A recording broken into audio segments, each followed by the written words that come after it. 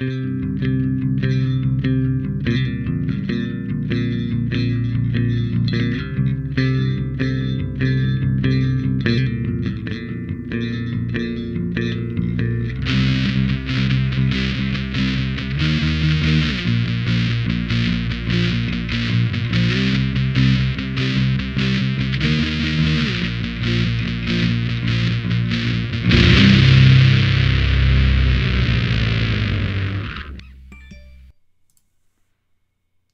and welcome to another exciting episode of Way of the Brush with me, your host Kris, aka Mini Wargamer Kris, aka the Name Butcher, aka Hey You, Get Off My Lawn. Way of the Brush, the most informative 120 minutes on the internet on the wargaming lifestyle. We'll talk about painting, terrain, conversions, and everything under the sun. For you first-time viewers, we delve into a lot of painting talk as well as a lot of what's under the sun, meaning no topics are barred. We'll talk about anything and everything. So be warned, as it were. Be warned. You can't say you weren't warned. And so this show is all about you guys, of course. If you are attending live, you can ask your questions over in somewhere around here, either down here or up there, whichever way you might be viewing this. Ask your questions in the chat. Of course, I am streaming this both to YouTube and Twitch at the same time, so I do see both comments, and so whatever platform is your preferred flavor, feel free to jump on either one of those.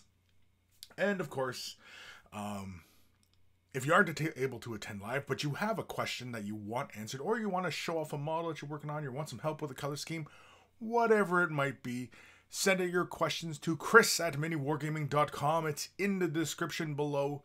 And of course, if you are sending pictures, send them as attachments. Do not send them off as links to other websites and file hostings and things like that. Just because they often have a lot of ads running on them, and it's just really annoying. And whereas, you know, this is this. And of course, in the description below, you'll also find a link for wavethebrush.com. It's the central hub of all this silliness. Has links to all the social medias as well as Discord. Discord's been really fantastic. It's a great way for everybody to stay in touch, ask questions 24/7. And I'm usually on that thing all the time. I'm usually watching the comments go by and some of the silly discussions that happen. But otherwise, Discord, been a lot of fun. Join us there. And also, wavethebrush.com also has links for t-shirts. You want to get yourself a t-shirt, look like a connoisseur of all that is good and holy in this universe. They're wearing a Way of the Brush t-shirt. If you instantly want to look like a smarter painter, my gosh. I mean, like, you know, without the glasses, it's like, hey, how's it going? I know how to paint. And then with the glasses on, it's like, hello, I know how to paint. I don't know. That's a lame pitch. I know, I realize. So, of course, Way of the Brush also has links for the t-shirts, and everybody who's purchased a shirt, thank you for your support, and send a picture of yourself in your shirt, and I will add it to the monkey shrine. That is the shrine of all the monkeys, and it's kind of you know, kind of a fun little thing, and you know, you get to see yourself on the internets, and you know, I don't know, whatever.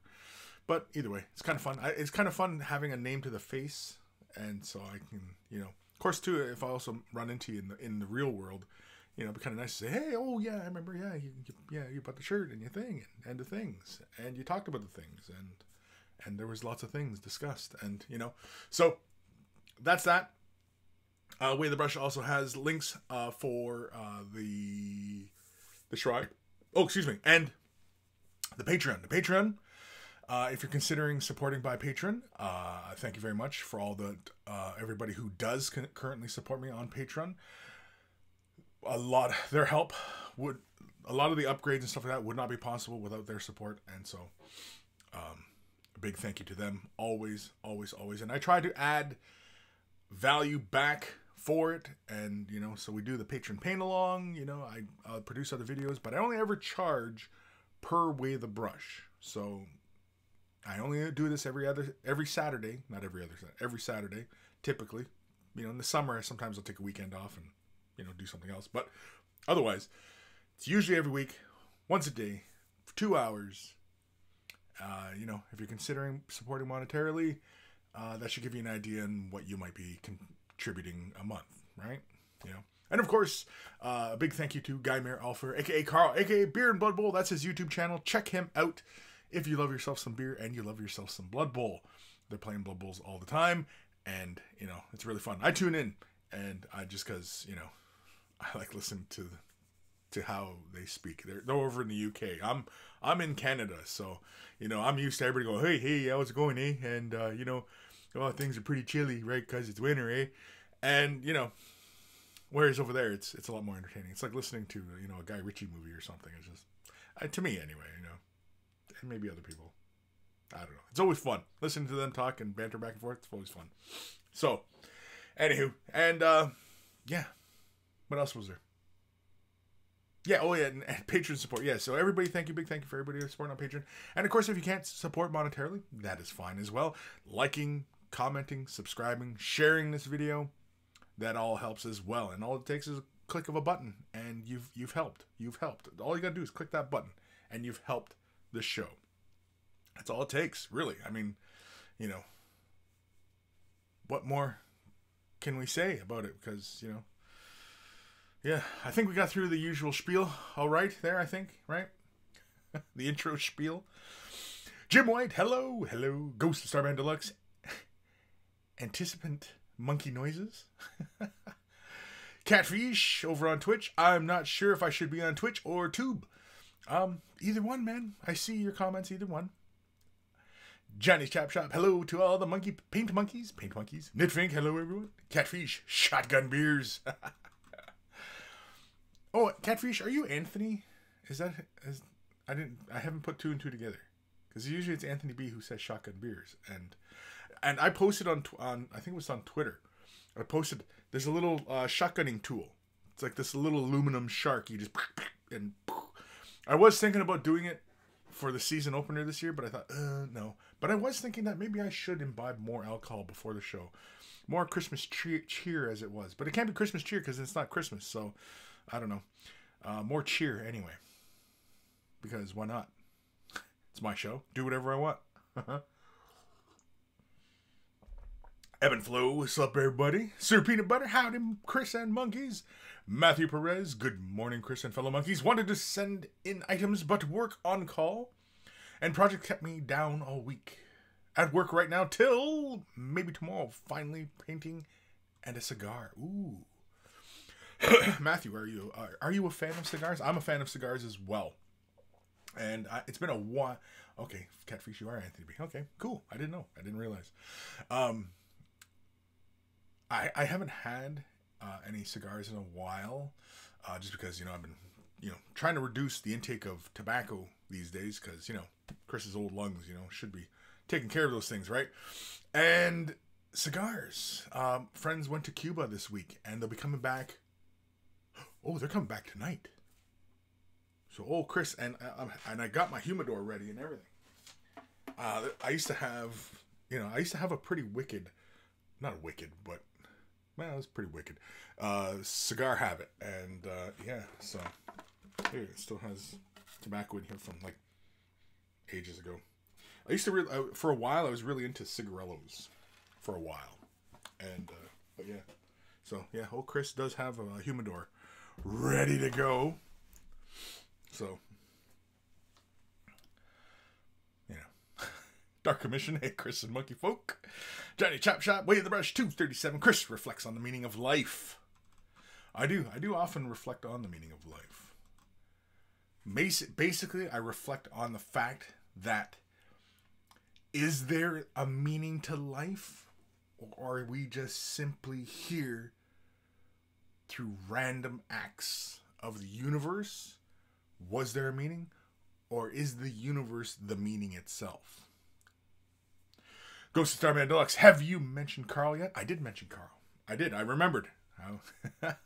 I should have it like a sticky note somewhere on my prep windows here. Just remember this, remember this. You know what? I really probably should just write out my intro and then just have it up and then just kind of like a teleprompter, just read it off. That way, you know, I don't forget. Don't look like a jerk. Matthew Perez, episode 237. Glasses make it sexier. Glasses make it sexier, or when you take off your glasses, like. right? Because putting on your glasses, because sometimes you end up poking yourself right in the eye with the arm, right? And so, is it, trying to be sexy putting on your glasses? Like, then you go, oh, or is it better when you have the glasses and you go, no, I think he did it, I was trying to channel some David Caruso there. It wasn't happening. I'm not cool enough for that. Ghost of Starman Deluxe. Well done, Kris. You remembered. Well done. Dark Commission, episode 237. Take care of your glasses and everything will become clear. Ooh, that's some Confucius stuff right there. That's like Confucius say, go to bed with itchy bum. Wake up with smelly finger. Geo Fits. Afternoon, Kris. Afternoon. Johnny's Chap Shop, Way of the Brush, episode 237. Kris talks about his things. My things? Or things? Ben Ellis, hello, monkeys, and Monkey Lord. Hello, Ben. Catfish, yes, I'm Anthony B, yes. Millamber. Greetings, all. Greetings, Millamber. I'll just say Mill. Because, I don't know, that whole thing was just, it's a nightmare. Catfish, I sent an email to you about my Blight Kings. I also sent you just one of the duders for the mini wargaming stream. I might not be able to make the whole stream today, so I will look later on. Cool. Did I get the email? I don't think I got the email, dude. Or maybe I did it last week. Did I do it last week? I might have did it last week. Or I might have not. I don't know. I am confused. Anyway. Jim White, episode 237. Pre-Valentine's Day cheerfulness. Yeah, sure, right? Valentine's Day's coming up. Not for another, 17 days or so? Something like that. Dr. Santos, hello, monkeys. Hello, doctor. Matthew Perez, cigar question. Didn't get into it until I got married in May. Have one maybe once a month. Arturo Finet is my choice of, but up for the suggestions. You know what? I'm very casual as well. Like I said, for cigarellos and stuff like that. I've had the pleasure of a Cohiba Presidente one time. Almost turned me green. That thing was like the length of my arm.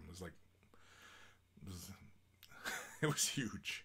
But I mean, we're talking about $60 cigar, like just one cigar, $60. So I've had the pleasure of smoking those, and that was an experience.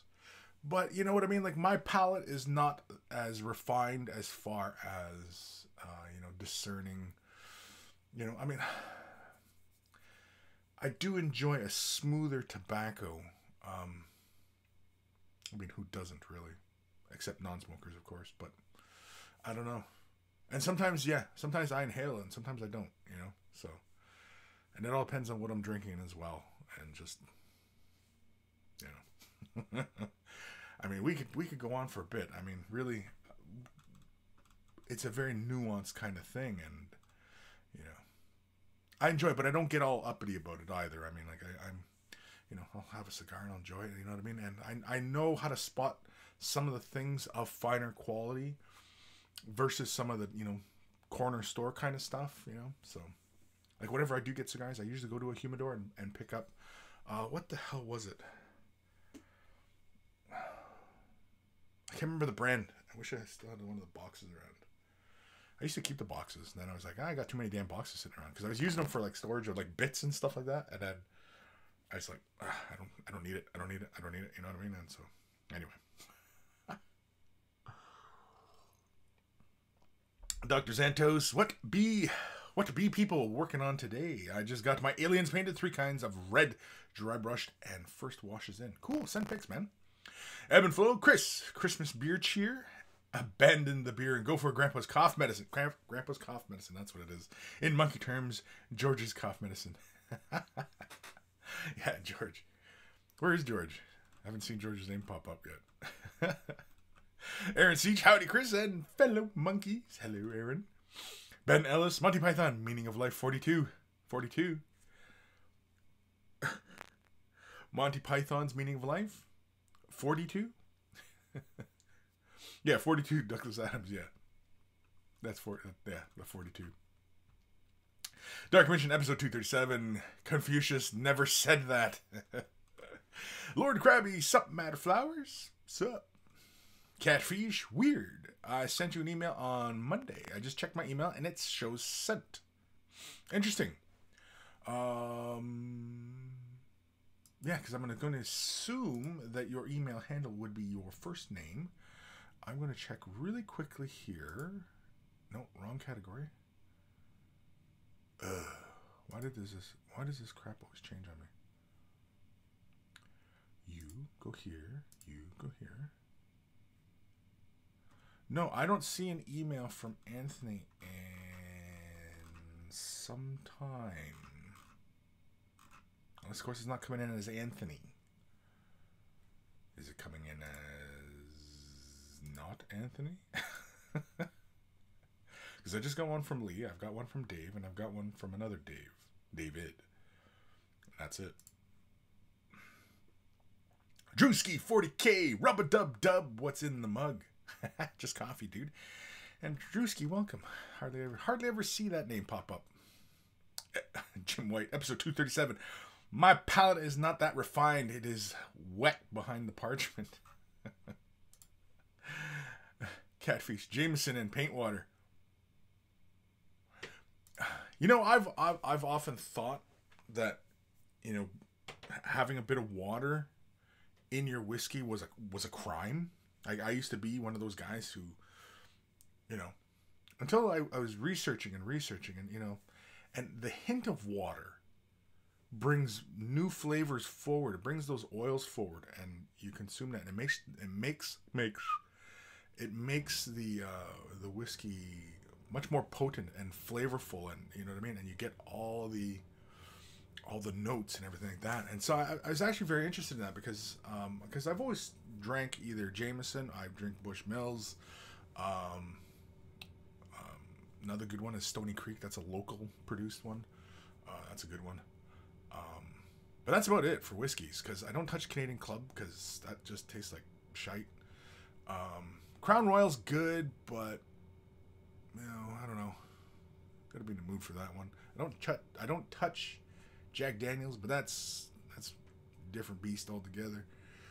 Bourbons, Jim Beam, you know, I'll drink those every once in a while if I'm feeling giggly. But yeah, like, I mean, as far as I like whiskeys, but yeah, as far as experiencing like all the whiskeys available, no, I haven't, you know. And sometime I may have to sit down one day. Maybe when I'm retired, I'll sit down and I will sample every whiskey there is, and you know, who knows?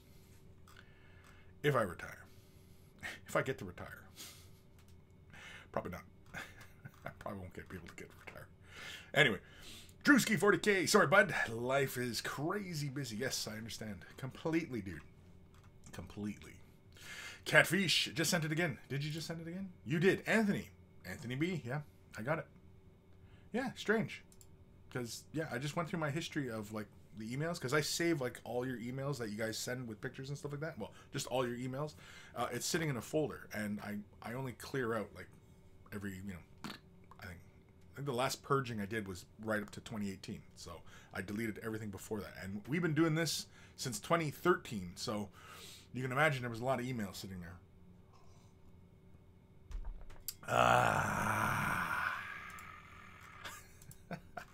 Sir Peanut Butter. Water breaks the molecules, which releases the good stuff. Yeah, that's what I never understood that. I was, you know what I mean? Like, because most of my youth, it was kind of just, you know, and it wasn't, you know, really appreciating, you know, the nuances of this stuff. And yeah, because, I picked up Bushmills Black. It's like, I think it's their 12 year or 14 year. But either way, oh man, that was delicious. I love Bushmills, and I had Bushmills Black, and there's also a Bushmills Red as well.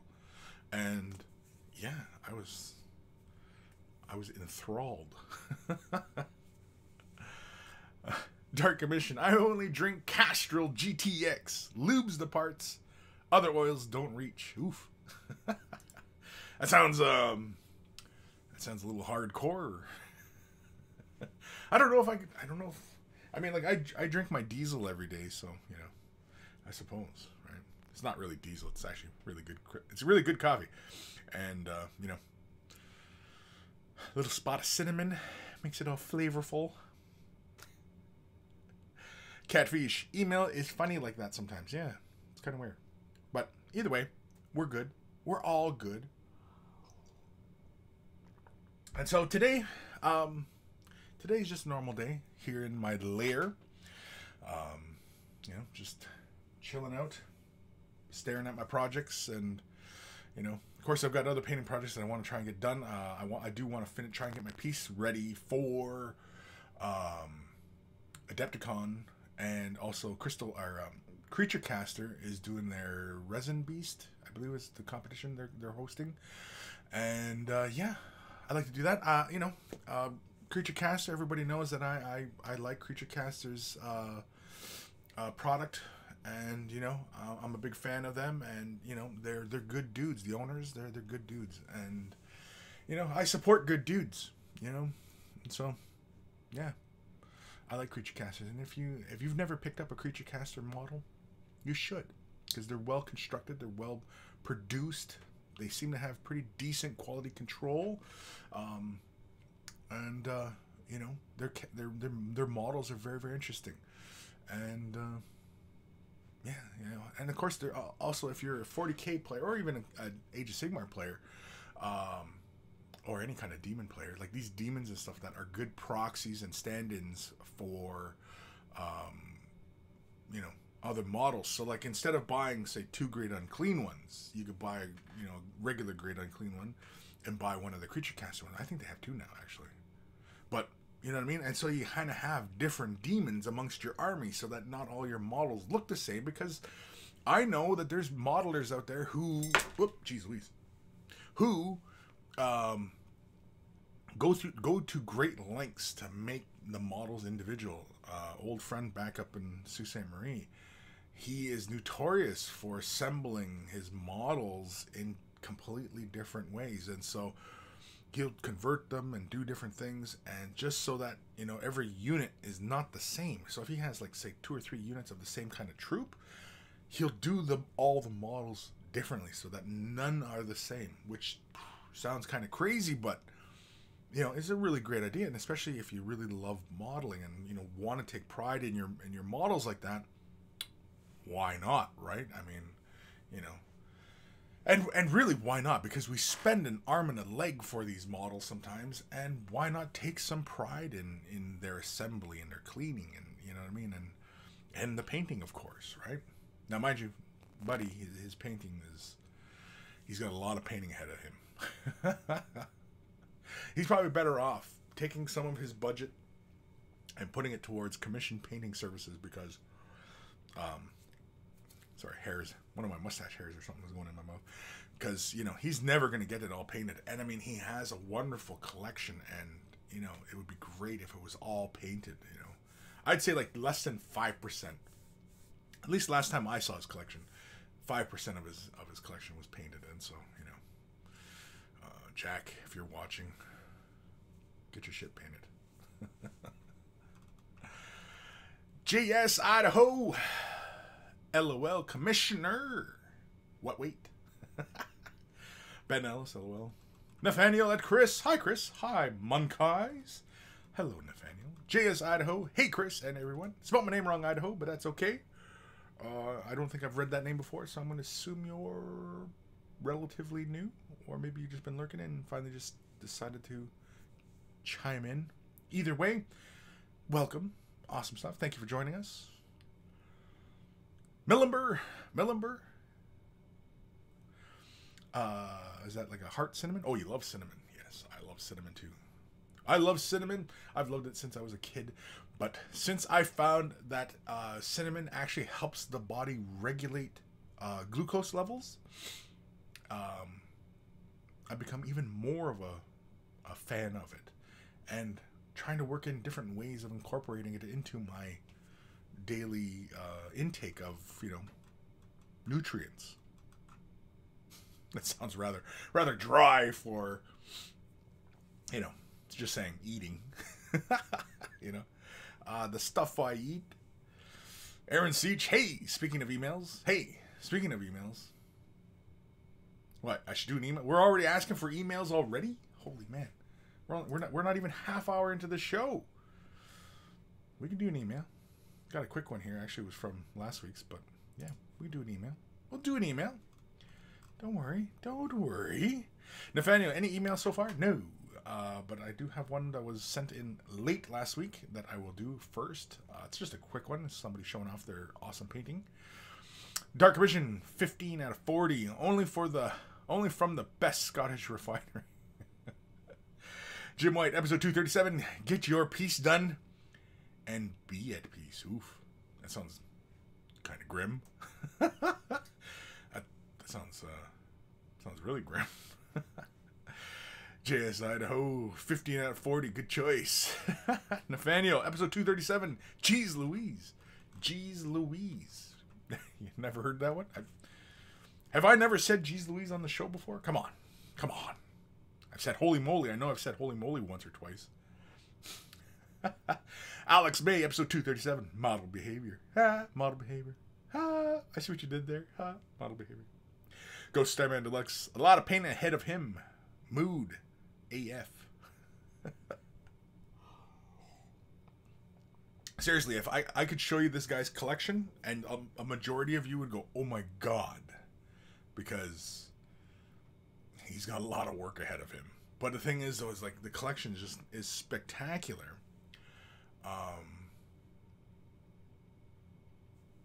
But you know, it's mostly in a primer state, and so it's like, come on, man, get that stuff painted. But you know, he's more of a model assembly kind of guy than you know, getting a painted, right? Aaron Seach just picked up Lord of Slaughter model to use as Age of Sigmar Khorne army. Such a kick-ass model. Yeah, definitely. Oh yeah, Creature Caster. Awesome stuff. Awesome. Like seriously, like if any of you guys out there are looking for interesting models to paint, check them out. For any of you 40k Age of Sigmar players and you're playing demons and you want some interesting looking demons in your army, stop there.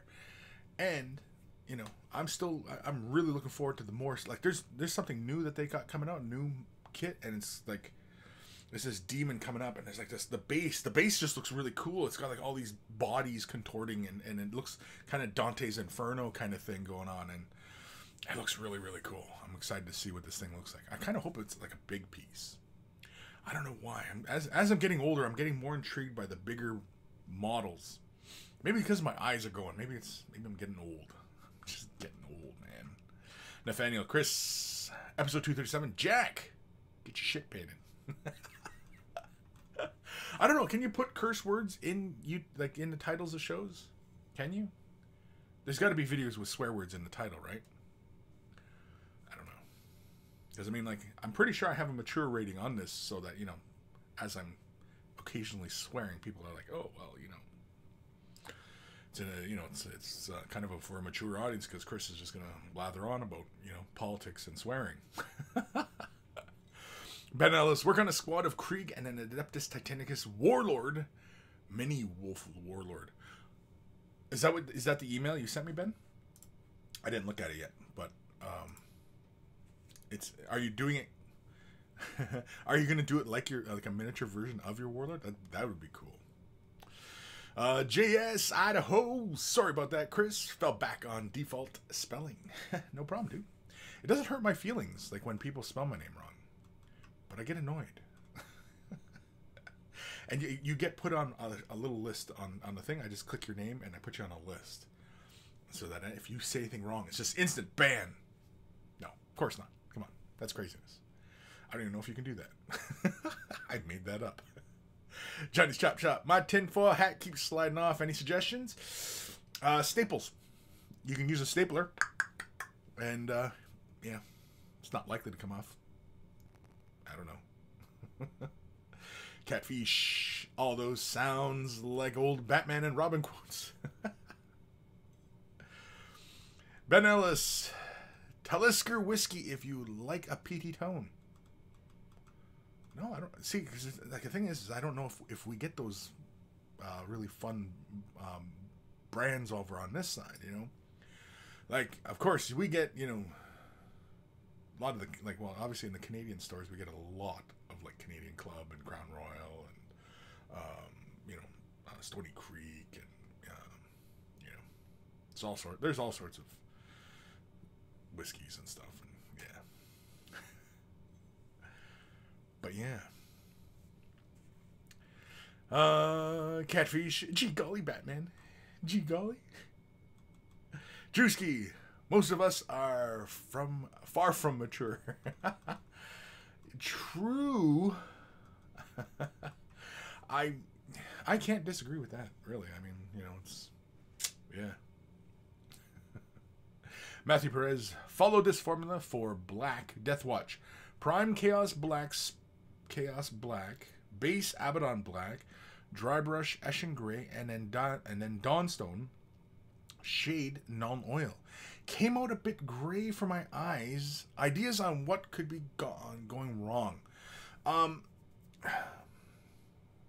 Well, okay, so yeah, you're spraying it in black, and then you're base coating it Abaddon Black. Good job. That's the smart thing to do. The dry brush of Eshin Gray. I would try a 50-50 mix of Eshin Gray and Abaddon Black. And give a very light dry brushing of that. Very, very light. Don't push the color very far. And then do an edging.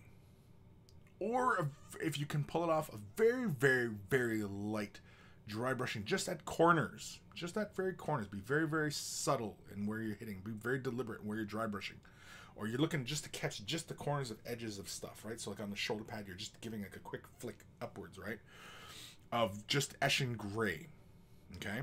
And then, if you can manage it, do a 50-50 of Eshin Gray Dawnstone, do an edging, and then just pick out just the corners, or just touch those corner points and just the high points and stuff, and then that's it. I don't think you really need to shade it with non-oil. If you find that too bright, well, because mainly what might be happening for you is as you're dry brushing, you're bringing that gray color far up. So let's imagine like this whole segment right here in the armor, right? And when you're dry brushing, you're coming maybe about halfway up with the color, right? And so what you're doing is you're introducing a lot of gray, and so you're making the whole model feel very gray. And if you look at like Games Workshop's examples of how they paint black, it's very, very minimal amounts of highlights. So if you can edge them, great. If you're going to dry brush, fantastic. But dry brush with a darker color, right? It doesn't have to be, it just has to be off from black so that you're creating this darker gray gradient, right? And so it's not, you're not losing too much black as you bring in your highlights. And of course, if you can just introduce just very minimal amounts of highlight at the edges of the armor, at the high points, you'll convey, because really when you are doing that much colors on top of gray, you end up losing a lot of the gray, or black, excuse me. When you lay that many layers on top of the black, you end up losing a lot of the black. Whereas, if you look at like Games Workshop's examples of it, of the Death Watch, you'll see the highlights are very, very minimal at the edges, and predominantly the armor stays black with just minimal amounts of highlights. And that's what you want to emulate. So if you're going to dry brush it, I would dry brush with a darker color, just so that you're not pushing too far into gray and you're leaving most of that armor, when you're edge highlighting, yeah, it kind of takes a bit more time. You got to be a bit more deliberate. I realize that some people might have a harder time doing a lot of edge highlighting. I have shown many examples of how to get comfortable, trying to do some edge highlighting, just resting elbows, resting your wrists, bracing your hands, all that. But some of you I realize that some of you guys might be out there and, kind of have, just kind of twitchy kind of arms, you know what I mean? Like just, you can't sit still. It's just kind of hard to get steady. And so, I realize that's a tough one. And so dry brushing, might be a better way of you achieving your desired results. Nothing wrong with that. Nothing wrong with dry brushing those things. So yeah, I definitely would go with a mixture of Eschen Gray and Abaddon Black and dry brush that. And in fact, using, say for example, 2 black and 1 Eschen Gray, dry brush that, and then 1 black, 1 Eschen Gray, very light dry brush of that, and then just a slight little touch of Eschen Gray at corners, and you'll preserve that really blackness of the armor while still having slight transitions of color. I do advise not too many layers dry brushed, especially if you know, you're still struggling with applying a smooth base coat, because if you're not applying a smooth base coat and you start dry brushing, you're going to get really chalky. So it's important that when you're going to do a lot of dry brushing, that you do a smooth base coat. Apply your paint very smoothly. If you're not sure how to do that, I got quite a few videos, but the short of it is alternate the direction of your brush strokes with each layer. Work with the paint in a thin condition, not too thin, but you know, just a bit of dash of water, dash of medium, whatever, into your dollop of paint. Not too thin, but again, you know, apply a brush stroke this way, let it dry. Apply a brush stroke this way, let it dry, let it dry, let it dry. Right? And you don't have to build up that many layers. It's probably usually you can accomplish in about three layers, sometimes 4. Johnny's Chop Shop, Way of the Brush 237. Why Johnny got banned? I like it. Good call, Johnny. Good call. I like it. I like that title. Because then people are going to be like, why did Johnny get banned? Why? What did he say? What did he do? You know. So, I like it. It's a good title. It's also why Johnny got banned. Why did Johnny get banned? Oh my god. No, say it ain't so. Jim White, episode 237, for mature audiences who play with toy soldiers. Exactly, right? I mean, yeah, we're going to talk about adult subjects, and yet we are talking about playing with our toy soldiers. And why is that doing that? I'm just going to refresh that. Sorry. Might get a lag spike here as I'm goofing around with stuff.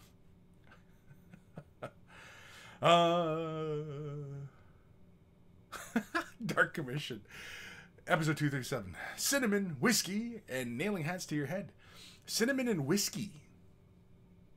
Has that been done? Like a little stick of cinnamon? Like, is there any cinnamon whiskey drinks? Ah, there we go. Is there a cocktail out there, you know, where not cinnamon's not so much a garnish, but maybe more part of the drink? I realized like Southern Comfort is kind of made from that. It's a bunch of fruit with cinnamon. I'm pretty sure it's cinnamon, clove, and it was whiskey or bourbon, and then it was allowed to ferment, and that's how they came up with Southern Comfort.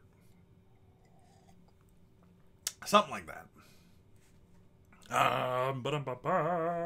JS Idaho, wrong spelling banhammer. LOL, that is hardcore. Kris takes no prisoners. You know what? I am a take no prisoners kind of guy. You know, mainly because I don't want to take care of them. You know what I mean? Like if I was a general at war, you know, I would have a no prisoners policy. Unfortunately, I probably would be up on war crimes, right? But I would have no prisoners because mainly I don't want to take care of them. You know what I mean? I wouldn't want to commit resources to taking care of them. So, yeah, there'd be a no prisoners policy. I'm more likely to just let the guys survive and let them surrender and go back home, and I'll shoot them another day kind of thing, rather than take care of them. Like, that just, no. You know what? Like if you're giving up, then don't fight. Really is what it is, right? So, if you want to be given up as a prisoner, then you shouldn't have come to the fight. Is what I would say. You shouldn't have picked a fight. Because I don't start fights. I used to. But I don't know more. But I'll finish them. Giant Shop in a spiral downward now. Idaho, Kris, what is the most difficult yet most rewarding model you have built and or painted?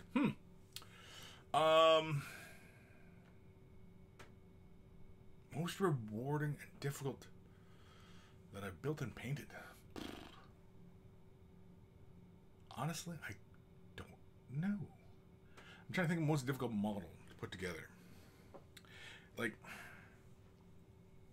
difficult models, I used to have that problem. I used to have that kind of idea when, like that notion in my head about difficult models in my youth because I didn't know how to employ certain techniques. So I would have trouble with certain models before I even knew about pinning. You know what I mean? Scoring the parts, using proper glues and adhesives, right? So, but nowadays, I mean, like, I don't see any models as particularly difficult. The GW kits, like the Dark Imperium box set with the Space Marines and stuff, some of the models, when you're assembling, because of the way they're cast, you have to like turn and then slide them into position. But I mean, that's just simple fitting parts together. I mean, like, it's not, you know, it's not terribly challenging. It's just, you know, do this to get it to sit right. And, you know, and as far as difficulty painting, again, in my youth, because I wasn't sure about this particular technique, or, you know, or just, you know, how to achieve this certain result. And, you know, in my youth was when I had more of these kind of, oh, that was a challenge. Oh, that was, you know what I mean? And now the challenge with that I have with models is more along the lines of, what colors do I use to achieve certain results? Do I want to do a more monochromatic? Do I want to, you know, do a desaturated look? You know what I mean? Do I want to go with overt complementary kind of colors, or, you know what I mean? And I can mull about those kind of things, and then once I have an idea in mind, then I employ it. But usually when I'm just kind of hemming and hawing about color schemes and stuff like that, and I can't think of anything good, I'll watch movies, I'll watch this or that, I'll look through books, magazine, online, and I'll look at color schemes of things, not models. I won't, because I don't want to imitate what other people have done most of the times.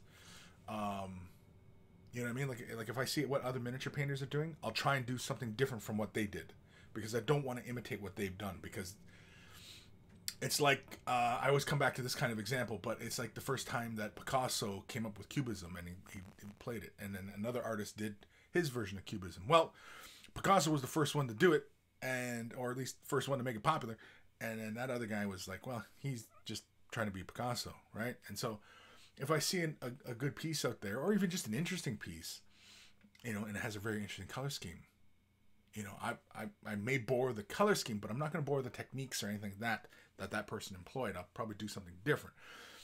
Especially if it's something very common. If I see like a Tau Fire Warrior painted in a particular kind of color scheme, I'm not likely to, you know, do that. Or if I do see something about it that I like, but I would change something or do something different, then I would do that still. But I wouldn't make it like, you know, oh, I made that up. That's completely my genius, because that's, you know what I mean? Like, no, none of that. Everything that around us is all borrowed, and I borrow very heavily from color schemes, from movies, books, comics, whatever. And I'll see a color combination that I really, really like, and the way, you know, it works visually, and it's very cool. And I'll say, oh, okay, how can we apply this to a miniature or a model, or, you know what I mean? And I'll do it that way. So then sometimes I go for, you know, the default color schemes. I'll just, you know, run with it, you know, right out of the book. Like, for example, you know, I'm trying to think now. You know, Crimson Fist. I like Crimson Fist Space Marines. Paint up Marines, gonna paint them Crimson Fist. Why? Because it's freaking cool. You know, there's no shame in going for established color schemes as well, if you're a fan of it, right? So, yeah. Blah, blah, blah. Johnny Chop Shop. On today's episode, how to discipline your monkey. Monkey. Ben Ellis, dry brushing. Like Kris said, go light, because if needed, you can always go bolder after. Yes, with dry brushing, yeah, it should always build up. But I always caution people, especially when they're kind of newer to dry brushing, or they're not as experienced with dry brushing, to not push too many layers, right? I find dry brushing works really, really well if you keep the number of dry brushings you do minimal. 2. I find that 2 is a good number, just 2 quick dry brushings, and you can achieve really great color blends if you know, work it properly. And of course, you have a nice smooth base coat, just because to keep the chalkiness down. Because if you go with, say, 5 dry brushings, you're going to see heavy, you know, Swiss cheesing on your surface, right? So, yeah. Johnny Chop Shop, starting to believe the pain medication's affecting my judgment. Nathaniel, Kris, regarding Matthew's Death Watch formula, why not add some blue in the black? Dry brush the edges with the bone white and highlight with a mix of Eschen Gray and Ice Blue, Old GW Lothran Blue. Yeah, we can build upon his formula, but his formula was specific to what he was doing, and he was just kind of curious as to what he was doing. Now, mind you, I mean, like, for me, yeah, I mean, I like using, oh, jeez, pulled that. Did I script my camera? No, it's all okay. I like using Inky by Darkness. This is what I use all the time for when I'm highlighting black. Yeah, I use Inky by Darkness, and I'll mix this right in with black and get, you know, my darker tones, and it gives you that blue black, like blue blade.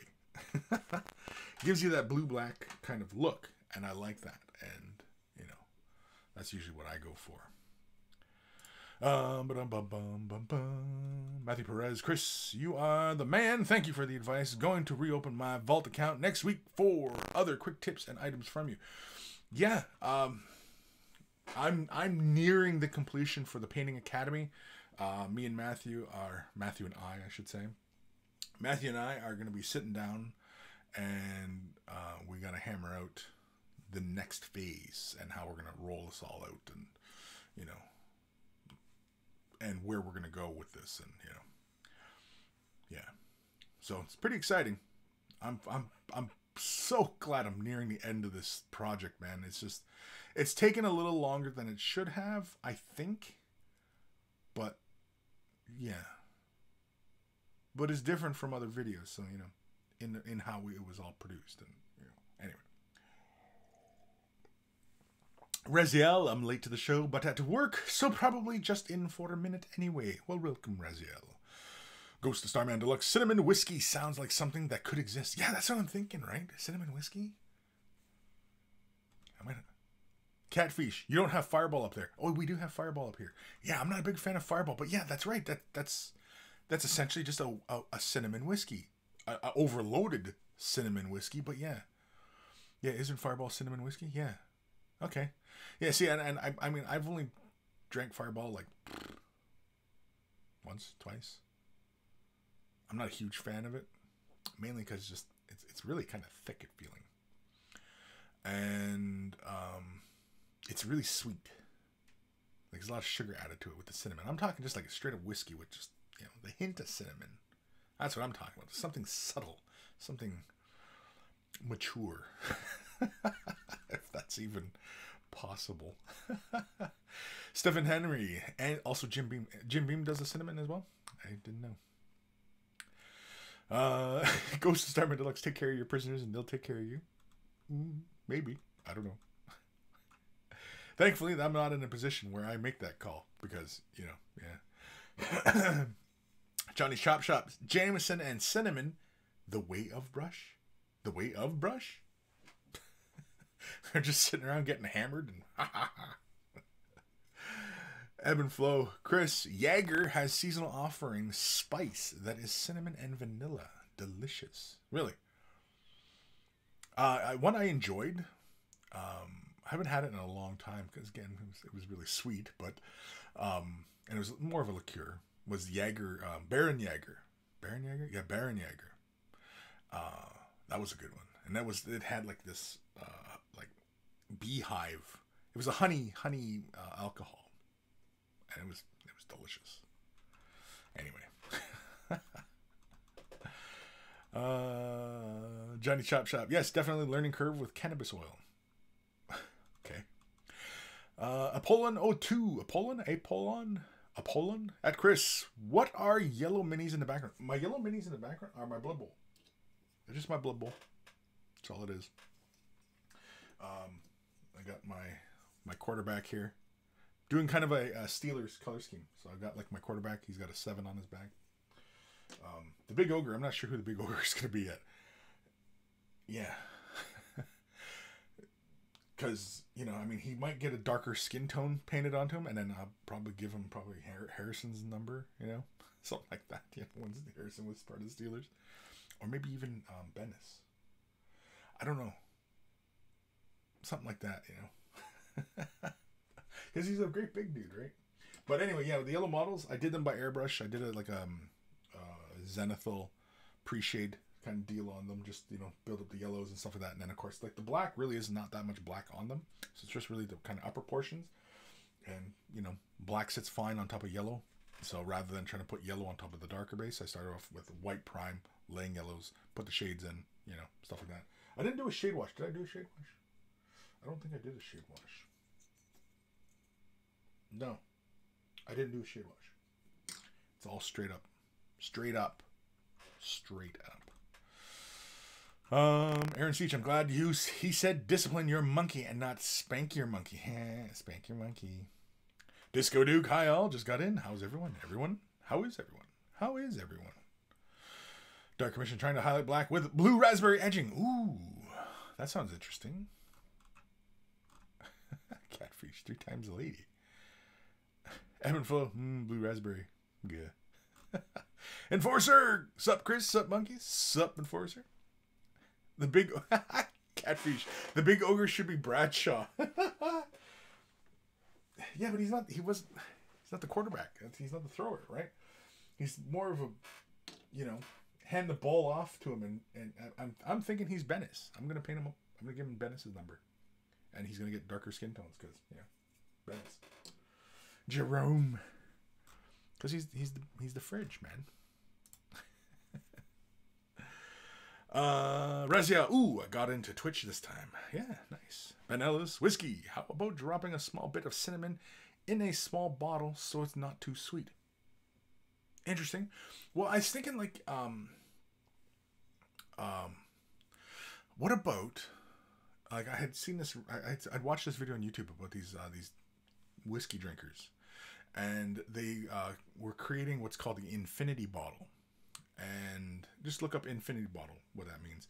But I was thinking, yeah, wouldn't that be fun to do up like an infinity bottle? Like, now, mind you, though, I'd have to drink a lot of whiskey and have a lot of bottles lying around to go for an infinity bottle. But definitely chuck like a sprig of cinnamon in, like just a stick, like proper cinnamon. Chuck that in. Well, not like, you know, hum it right in there, but you know what I mean? Like put it in there, and, you know, create the infinity bottle and let the cinnamon infuse with the blend, and you know what I mean? Yeah. I don't know. Something interesting. Anyway. JS Idaho, where is Terry Bradshaw? Terry Bradshaw? Isn't he still commentating? He's still commentating. Dr. Santos, email time? It is email time. Holy caramoles, it is. JS Idaho. Hi, Disco. Disco. Catfish. The bus. Hi, Enforcer. Disco. Disco. Who's Disco? Disco Duke? Oh, Disco Duke. Disco Duke. Yeah, let's do an email. Dreaming of a wife. There's tons of snow all over the place here now. Just in the last week, we've got tons of snow. Anyway, enough talking about weather. If you're wearing headphones, turn them up or down, because here it comes. Ready? Email time. It's email time.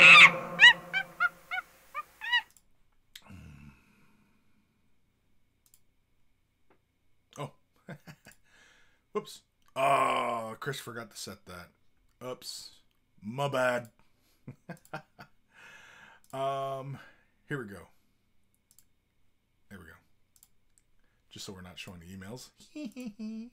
This one is from David. He says, hi, Chris. It's in the title. Bid bros up to your channel. I'm thinking of signing up to mini wargaming because of you. Well, thank you, David. And here he's showing us his painting efforts. Let's switch cameras here. Oh, crap. I forgot to set that one too. Give me 2 seconds here. People, this is often fly by the pants type of internet.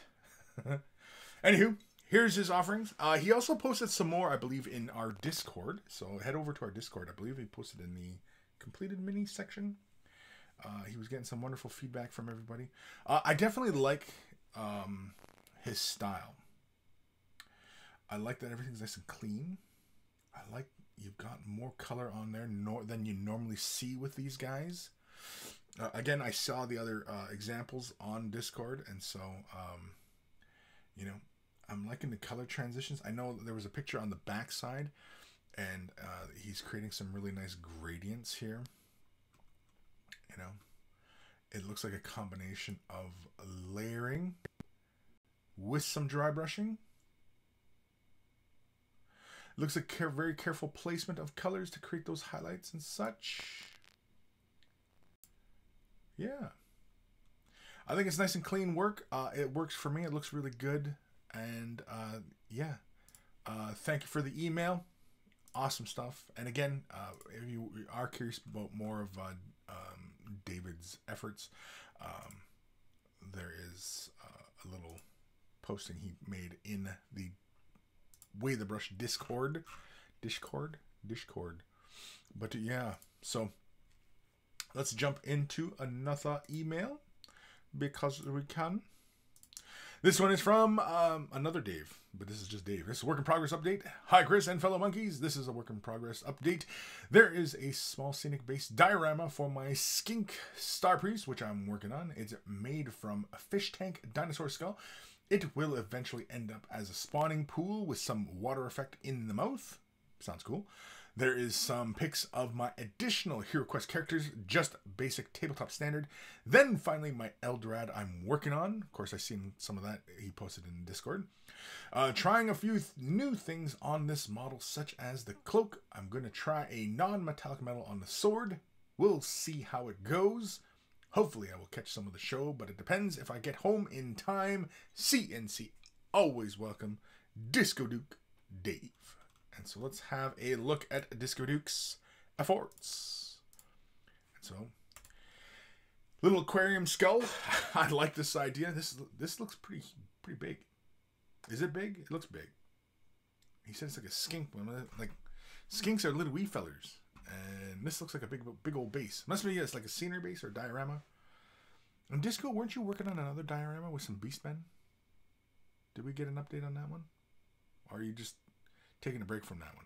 Either way, I'm liking this. This is looking fun. Oh, look at the texture. Oh, look at that. It's got like the Mayan calendar in there on the bottom. Little snakies. I guess, yeah, lizardmen, right? They have the whole Mayan Aztec vibe going on. Yeah. To get that print, was that the Green Stuff World rollers? Is that what that is? Oh, you even got it on the skull. I like that idea. Like it was carved into the bone. Ooh, I like that. That's a fun idea. And I mean, it works. It works. It looks good. And yeah.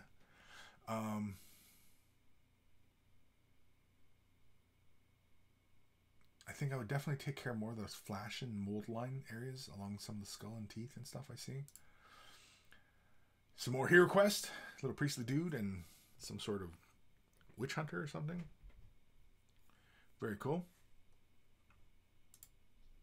Ooh, I like the flames on Buddy on the left. Is the angel done? Oh, done like a living statue. That's what it is. Right? Gotcha. I got you, because I can see like the veins running through the model. I got it. Then the ghost, who apparently is in a big hurry. Oh, here's the skink. I'm going to assume the skink is for the previous base. Nice work on the feathers. Skin tones look great. It's nice and clean. I assume this is still, yeah, this has got to still be work in progress here. Looks like you're off to a really great start. Eldrad. Going for some non-metallic metal on the sword. Very, very cool. Love the back of the cloak. Check that out. I'll leave it here for a moment here while I sip on my coffee. Yeah, I really like that. Really nice execution of the galaxies. I like the multicolors going on. And I remember you were talking about you had some problem with paint layering up and you wanted to like work that out. And I believe you did. But I don't spot where the error would be. Or is this post-error? Is this after you clean the error or was this before the error? I don't know. Because I don't see any errors. Either way, really good job. Oh, is that it? That's it. So thank you, Disco, for sending that in. Awesome work. Love it. You know, and really enjoy the Eldrad. It was really cool. Where are we? Stefan Henry. For cinnamon sticks in whiskey, less is more, maybe even half a stick. My old roommate dropped 3 in a bottle, made it undrinkable, akin to basically the cinnamon challenge. Interesting. Interesting. Very sweet skull detail. Yeah, I liked it. I liked the idea of the big giant skull, and it had like the carvings in it. I like that idea. That's really cool. I don't think I've seen that in anybody else's examples of lizardmen type stuff. So good on you on that idea. Unless of course you spotted somewhere else, but I haven't. So, but I mean, it's not to say that I see everything, but.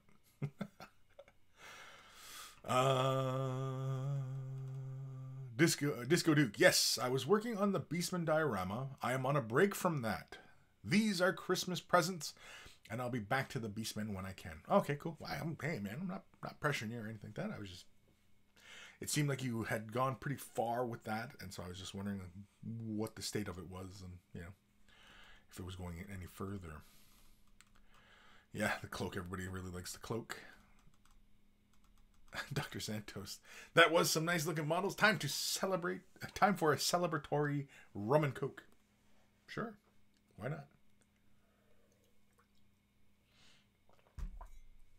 Disco Duke. Skink is still work in progress. Yes, as an Eldrad. The feathers on the skink were what I was trying to blend out. And Eldrad is after rectifying the cloak. Okay, cool. Very, very cool. I liked that Eldrad. I like, the galaxy on the back and everything like that. I think I was painting mine. I'm still working on mine. And, yeah, mine is just like a red cloak. I'm painting my Eldrad so that he looks like he's part of Samhan. So, I'm not doing him up like Uthwi or anything like that. I'm doing him up like he's a Samhan, Farseer. I also have, this model too. The, Spirit Seer that came in the, was it Wake the Dead box set? The new Spirit Seer model. He'll be coming out soon enough, unless he's already out, for single to buy. But, yeah, I've got this guy. And, I'll paint it at some point. No, who knows when. You know what it is? I think it is that and I'm sure a lot of you guys out there who are maybe viewed as the painters amongst your gaming groups, for those of you that game, if you're known as the painter amongst everybody, so you always end up kind of mulling over your paint jobs and wanting to do the most impressive thing you can do, rather than doing just a straight up base coat, edge highlight, shade wash, done, right? And then people look at your work and go, oh, that's all you did? You know what I mean? Like, I could have did that. That's not impressive. Like, I thought you could paint, right? And there is that weird stigma, and I'm sure a lot of you guys out there who who are the painter in your groups get that all the time. That whenever you do something that was kind of just really kind of quick, and then your gaming group's like I could have did that. Like, what? I thought you were a painter. I thought you were an artiste. You know what I mean? And sometimes you just want to get the pieces done just to get them done for gaming, right? And you know what I mean? And so, like, it's not like every piece has to be prepared for the Louvre. I mean, like, it's... Sometimes you just want a gaming piece to be done, right? And I think people should just, get off their freaking backs about it.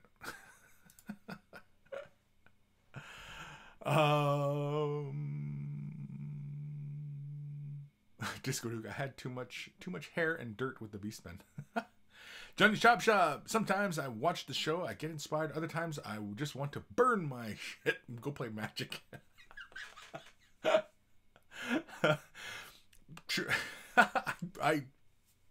Hopefully you're not getting discouraged like that. I mean, hopefully you're saying no.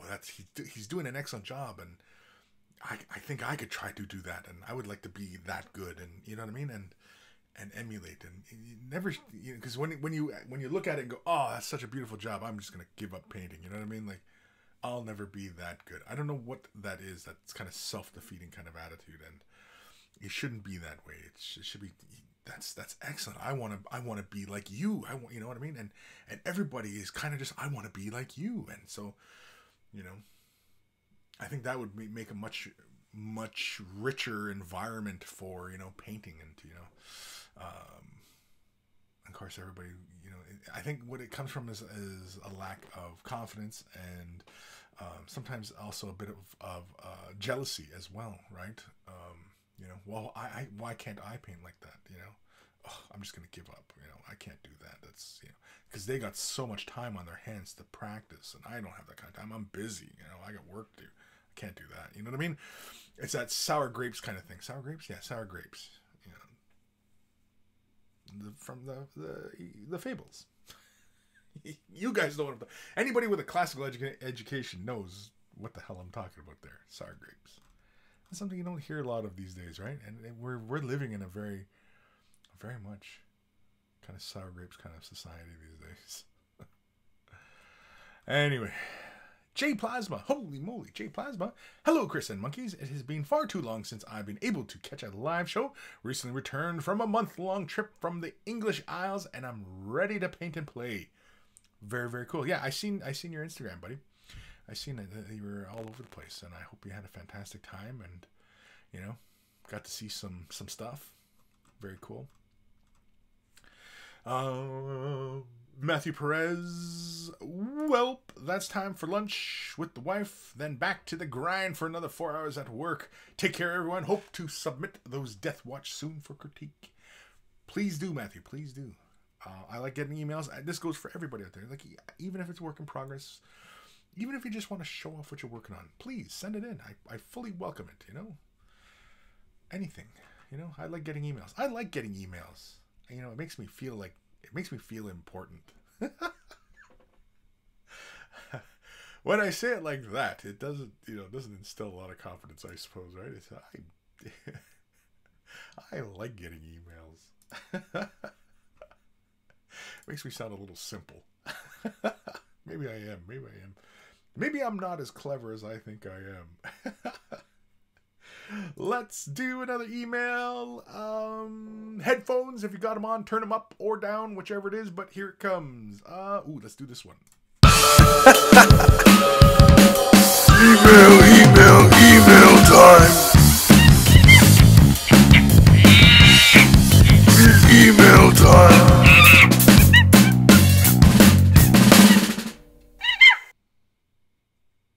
I like that one. That one fun. This one is from Lee. It is Necrons and Younglings. Younglings? We say younglings. We don't say younglings, right? But there's a G there. It's spelled properly. I know. I'm just saying. It's younglings. Younglings? Sorry, I'm stuck on that. Because I'm thinking of like episode 3, Star Wars, right? He killed the younglings. Anyway, hey Kris. Been a while since I've caught the show live. I am starting a Necron army and finally decided on a paint scheme. I originally wanted to do gold with purple, glow weapon effects, but don't like a lot of gold, as in Custodes or Hammer of Sigmar. I ended up going silver with blue accents. This is my prototype minus the weapon rod. Also, I recently got the kids to paint their first models. I'm not sure who was more excited, me or them. That's fun. I got them started, but mostly let them learn by doing. Below are their Sigmarites. They look better than my first model. Thanks for all you do, and keep it up. Lee Millamber. Is it Millamber or Millamber? Either way, let's have a look at the pictures. So this is pictures from the younglings. And yeah, you know what? These look pretty darn good. You know, the one on the blue, is he got blood splatterings? Is that what that is representing? He's got like, he hit him with a hammer and there's blood spraying everywhere. Cause like, whoa. But yeah, these are pretty darn good.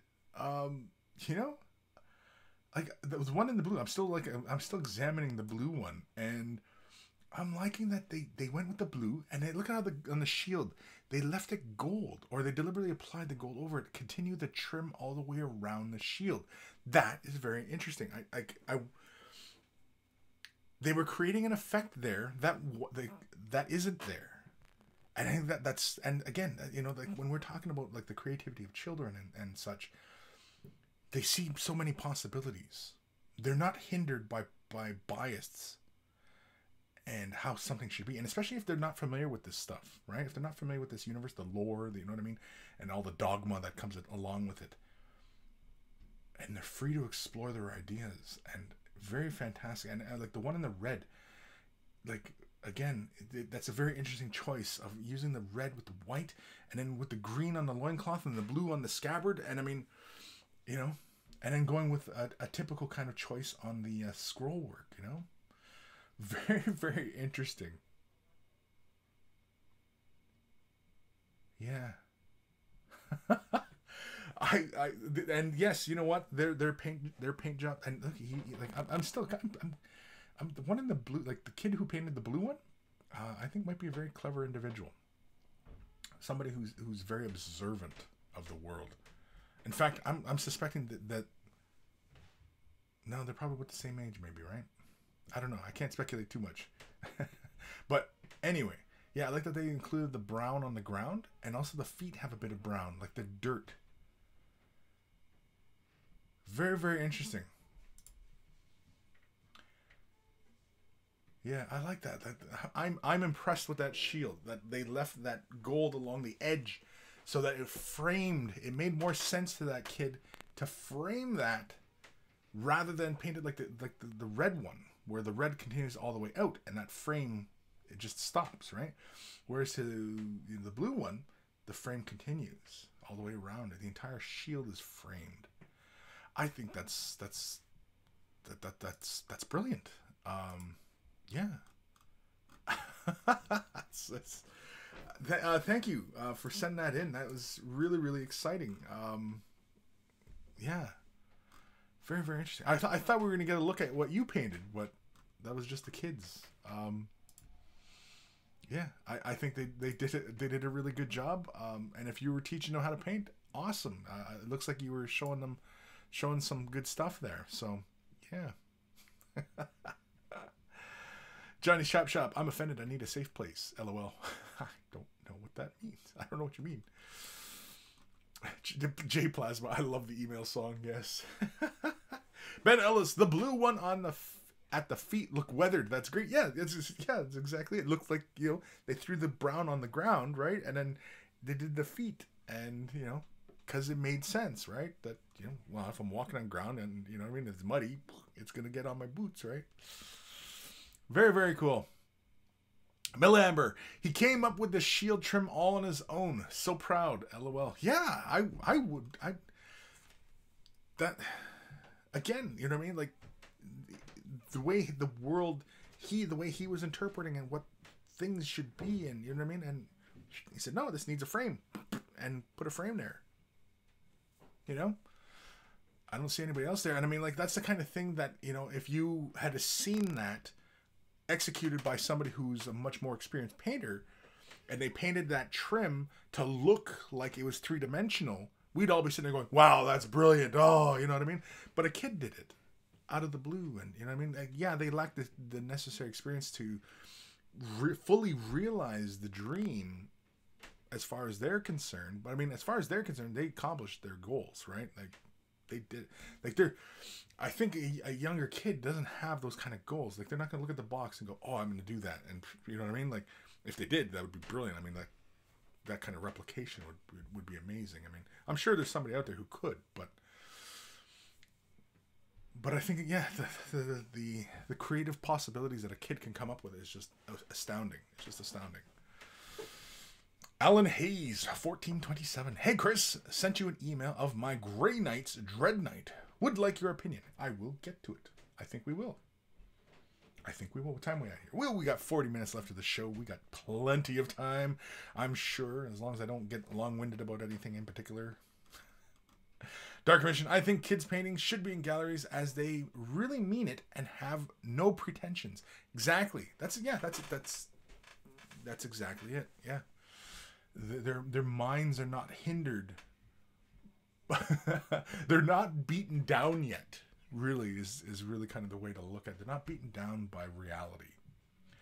You know, a kid's mind, even when a kid has tougher times, you know, their minds are still malleable, that they can break through, and I think that's impressive. And that's, you know, is that a quality that we can tap into as adults, or is that merely only because of growing, that the brain is constantly, you know, expanding and neurons are being connected, and you know, and when the brain is in that the formative state, that those kind of possibilities are just there, you know what I mean? And like as we become adults, that the network becomes so complex that gets lost, you know? Is it something we can still tap into? Is it something we do tap into and not realize it? You know what I mean? Like is that like, to, you know, you can go into all sorts of directions into those kind of thoughts, but yeah. JS Idaho, Kris, and everyone, take care. Have a great weekend. Thanks for the great show and also for the advice. Catch y'all later. Later, dude. Millibur, guess the Necrons didn't come through. I'll send them again later. Maybe when I get more done. Sure. No problem. Feel free to send emails. Just keep sending them. Just keep swimming. Ebb and flow at Kris. Well said with regards to children having a fresh take on what we grown folk hobble with our rules and biases. Reminds me of an album from the band Snapcase, Progression Through Unlearning. I'm not familiar with that. Send me a link or post it in the Discord music section. Yeah, Ed, post that or send me a link, whichever one. I don't care.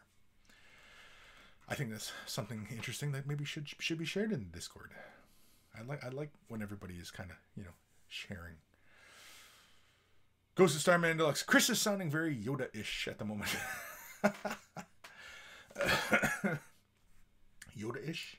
Is that a term? He sounds very Yoda-ish. Disco Duke. Paint on it and use the airbrush to blow air through the bristles to create the tiny white stars. Okay. Oh, somebody must have asked you how you did it. Yeah. That's one of the good ways to do it. One way, if you don't have an airbrush, is to use a toothbrush. Just dunk it into your paint and just very lightly just flick your toothbrush, and it'll create those little flecks all over the place. And that's another way if you don't have an airbrush. But the airbrush can get you not consistent results, but much more controlled on where. Whereas when you're flicking, you're kind of just randomly kind of throwing the stuff. Whereas with an airbrush and a little tiny brush, and, you know, depending on what size of brush you also have, right? I mean, you can kind of, you know, bang.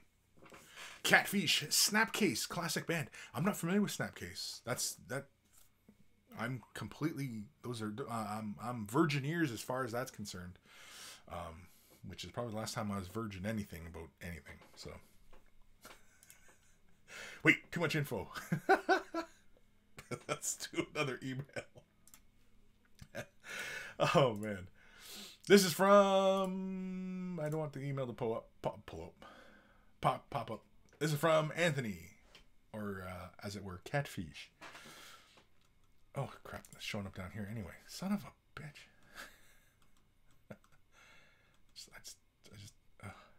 I feel like an ass now.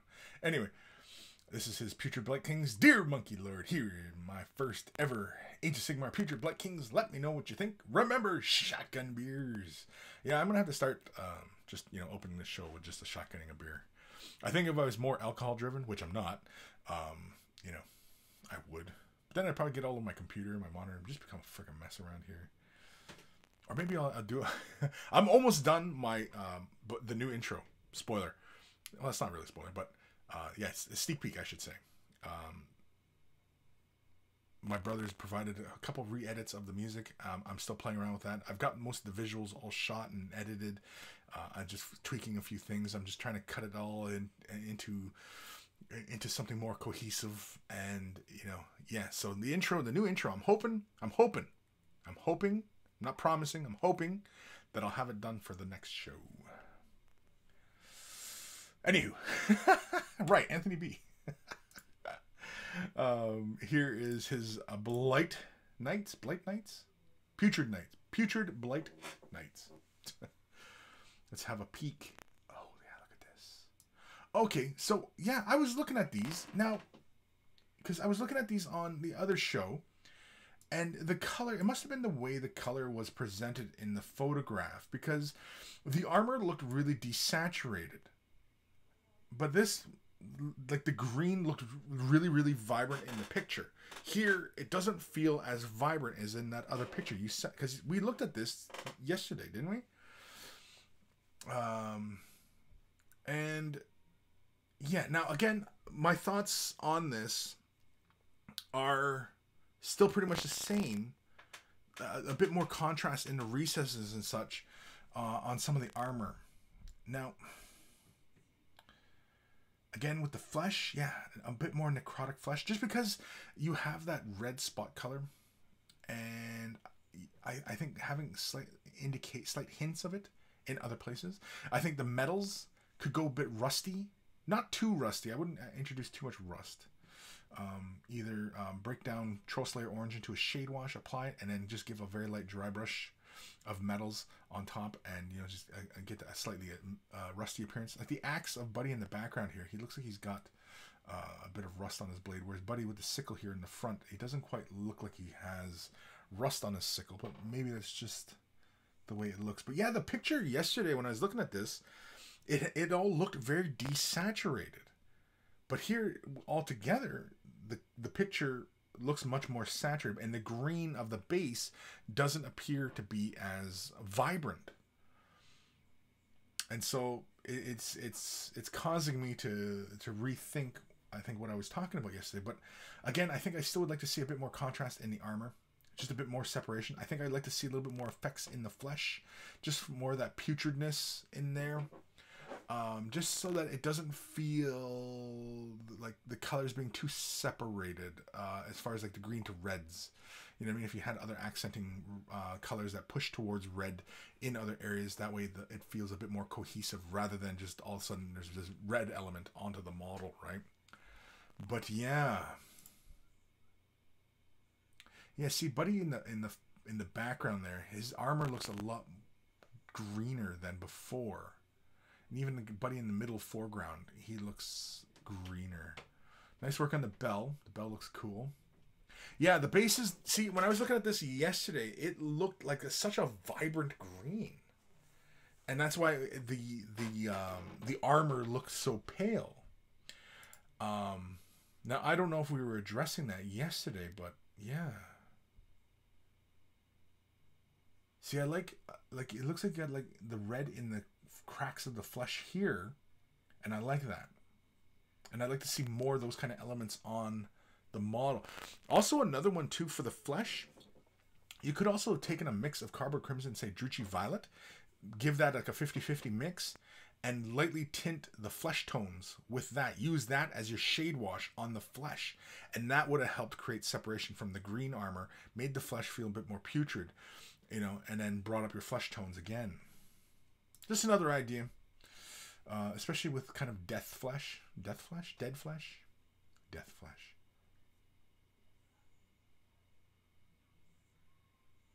Yeah. But yeah, like I think, yeah, just a bit more separation and color depth in the armor. I like the tone, the overall tone, the execution, and like the highlightings and everything like that. It all looks fine to me. But a bit more separation, like for the helmet and the neck. Like the helmet looks kind of like he's just kind of sitting there, right? Just those kind of things. Just get a bit more separation some of those points. The icons on the chest, a bit more separation. You know? Yeah, this guy does not look like that example yesterday. I realize this is probably the same photo, but unless, of course, is the way my monitor was calibrated when I was looking at this yesterday in the office. But yeah.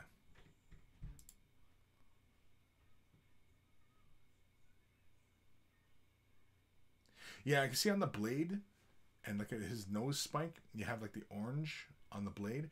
Yeah, I'd give that a very light dry brush of metal again and push that rustiness of the blade back a bit, and so that it feels more like it's in the recesses kind of thing. Whoop. Whoop. Whoop. Whoop. Anyway, so thank you, Anthony, for sending that in. Awesome stuff. And yeah, really great stuff. I really like that. And yeah, I think what I had mentioned previously about, like, in the last show, not the last show, but yesterday's show, as far as, you know, where I would have gone with that, it still mostly applies. But upon reflection of seeing a different version of those pictures and more of them, the green didn't seem as pale, and the flesh still felt like it needs a little bit more. Again, with that flesh, I probably would have gone with like doing a base coat of, say, like you know, like Bugwin's Glow, something darker tone like that, and then gone in with Carbo Crimson with a little bit of Druchii Violet, let it build up. Well, I'd highlight the flesh with Carbo Crimson or Cadian Flesh tone, and maybe Kislev Flesh, and then maybe Ricard Flesh, just, you know, some fine highlights, and then taken Carbo Crimson and kind of like allowed it to recess around the pustules and things like that, and then painted the pustules in the yellows or reds, whichever I was feeling like, whichever looked more disgusting. Yellows look often, you know, pus filled, so, you know, and the red around it looks kind of like irritated skin kind of thing, you know. And I would have gone with that as a bit more of a ruddier tone into the flesh, so that the red values played with those green values of the armor, complementary, of course, so that the model looks a little bit more vibrant. And that's often the way I paint, is I often like to paint the models with more vibrancy. When we're getting kind of artsy and, you know, we go with, you know, different kinds of color usage, desaturated, and, you know, looking at the hue and values and, you know, all that other stuff. But if it's for tabletop, yeah, I just kind of go straight out of the bottle kind of thing, you know, just that kind of thing, right? So, anywho, where am I don't know. Aaron Seats just sent my first email. Be gentle. You've never sent an email, Aaron? Really? You've never sent me an email before? Impossible. Impossible. You've never sent me... No, you've sent me emails before. Don't talk crazy. Don't talk crazy. Talking craziness.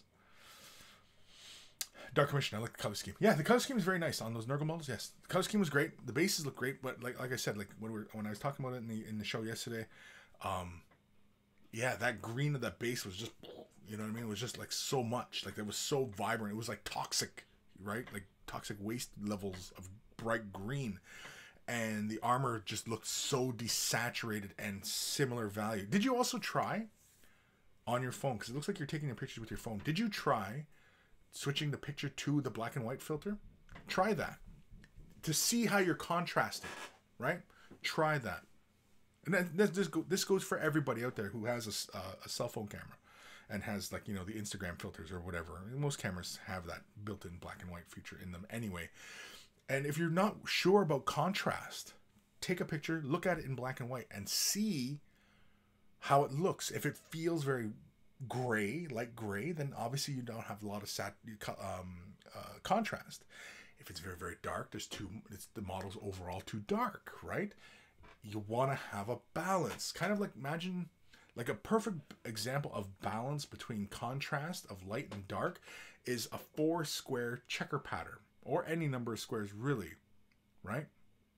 That is the perfect balance of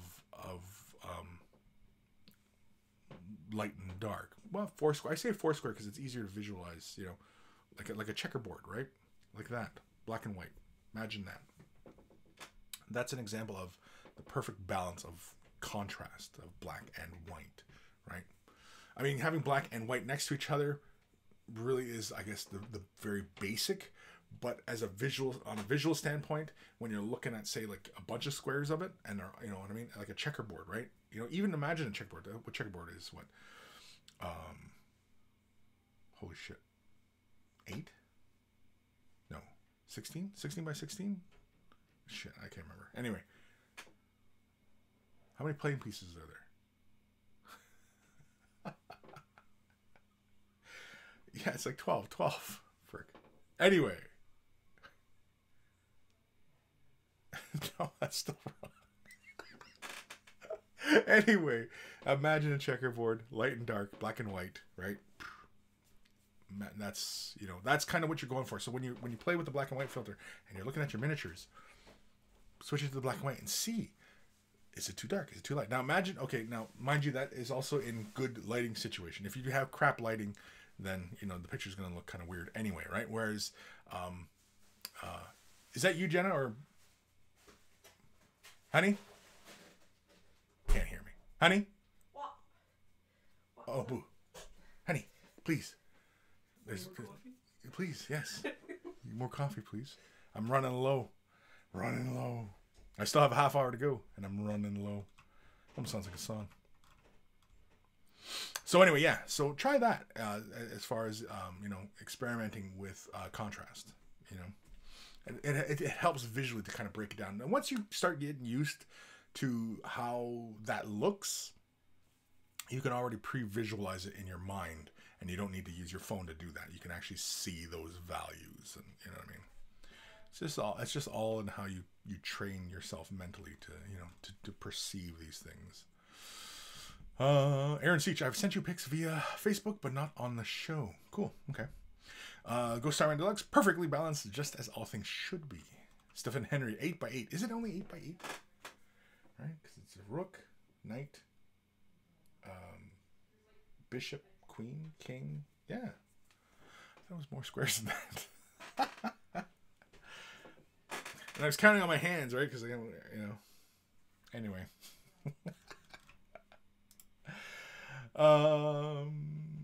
Ebb and flow. I've never sent an email. There's no shame in that until there isn't a show on a Saturday due to a lack of emails. Yeah, that's it. You know what I mean? If I don't get emails, I'm not doing a show. I won't do it. I just won't do it. I won't even get out of bed that day. I just couldn't be bothered. If you couldn't be bothered, I couldn't be bothered. On a hill. Enjoying a little bit of sun today? No, not really. Is there sun? I don't even think the sun's out. It was kind of this morning, but I don't think it is now anymore. I don't know. I have my blinds down right now. I'm in my office, in my lair. And, yeah, plus it's wintertime here. And, you know, you don't get a lot of sun in the winter. Although, mind you, yeah. Yes.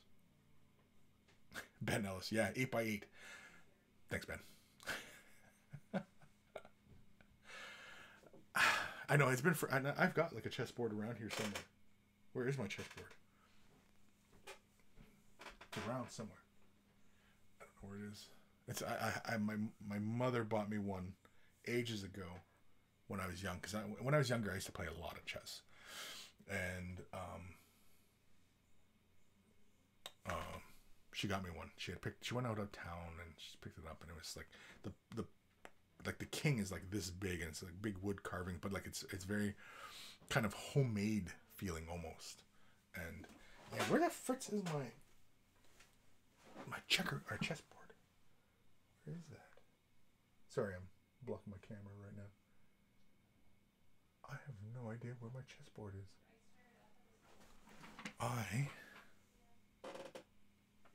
I'm getting kind of pissed now.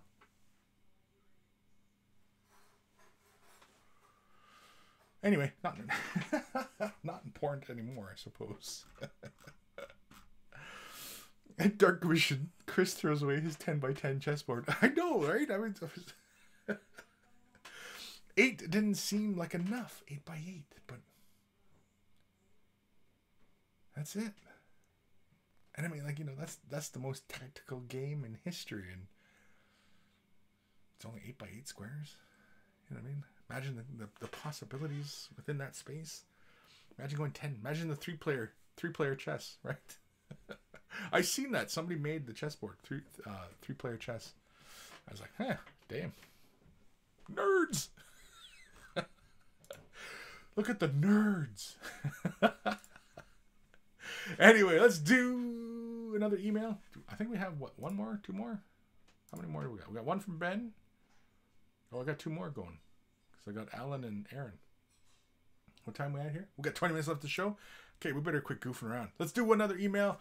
If you got headphones on, turn them up or down, because here it comes. Email time. Email time.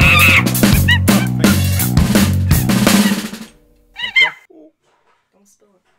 I won't spill it. Thank you. That'd be unfortunate if you spill it live. Spill it live and just start cursing really loud? It's okay. I curse anyway. Okay. Because, you know, it's my show. We're family friendly. Oh, yeah, right. No, I'm family friendly. Yeah, that's right. I am. Whoops. I didn't mean to do that. Showing everybody all my emails. Yeah. It's Ben. Next. Sorry, I'm all discombobulated. This is a work in progress from Ben. Hello, monkeys and monkey lord. Here are a few work in progresses for the week. I'm aiming for tabletop on the Krieg, but using the Adeptus Titanicus Warlord as a way to get used to my airbrush. Second item I've started with so far. I'm still getting speckles, but it is all a learning curve. I'm aiming to make a mini-me. A mini-me? Wolf. Kind regards, Ben. A mini-me. Yeah. Oh, yeah. You want to do a mini? Yeah. Okay. We're kind of hinting at that earlier. And so here is his Krieg. We go here. I almost forget how to do my buttons sometimes. And let's move this up a bit. Yeah, there we go. Just so it frames a little better. There we go. Optimized. Really nice work. I like the color scheme.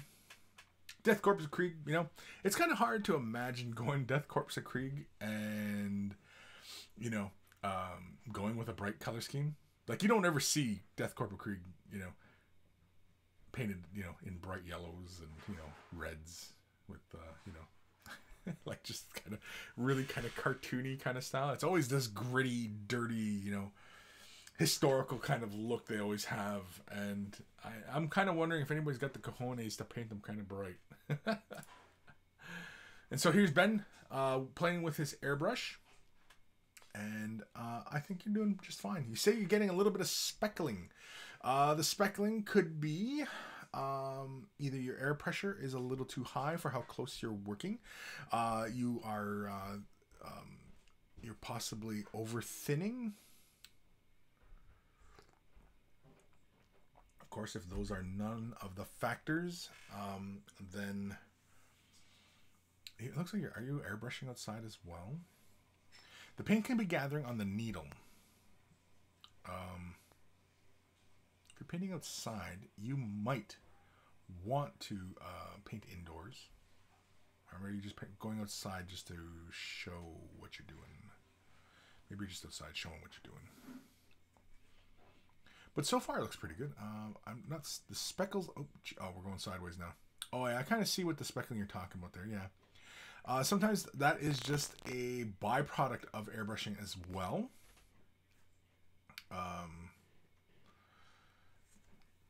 Oftentimes, to mitigate that kind of speckling,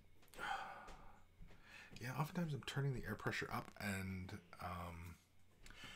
but if you don't adjust anything, so if you can keep your paint consistent and you keep your air pressure consistent, you might be a little too far from your project. And try not to linger in areas too long. Kind of like when you're spraying with an aerosol can and you're priming whatever. You know how you kind of should be going with back and forth kind of motions. Airbrushing is kind of like that, but not as rigorous. If that kind of makes sense. And you kind of have to commit to the brush stroke sometimes too with airbrushing. I like the gold on the with the gray there. That looks really cool. Yeah, so we were kind of talking about this earlier in the show today.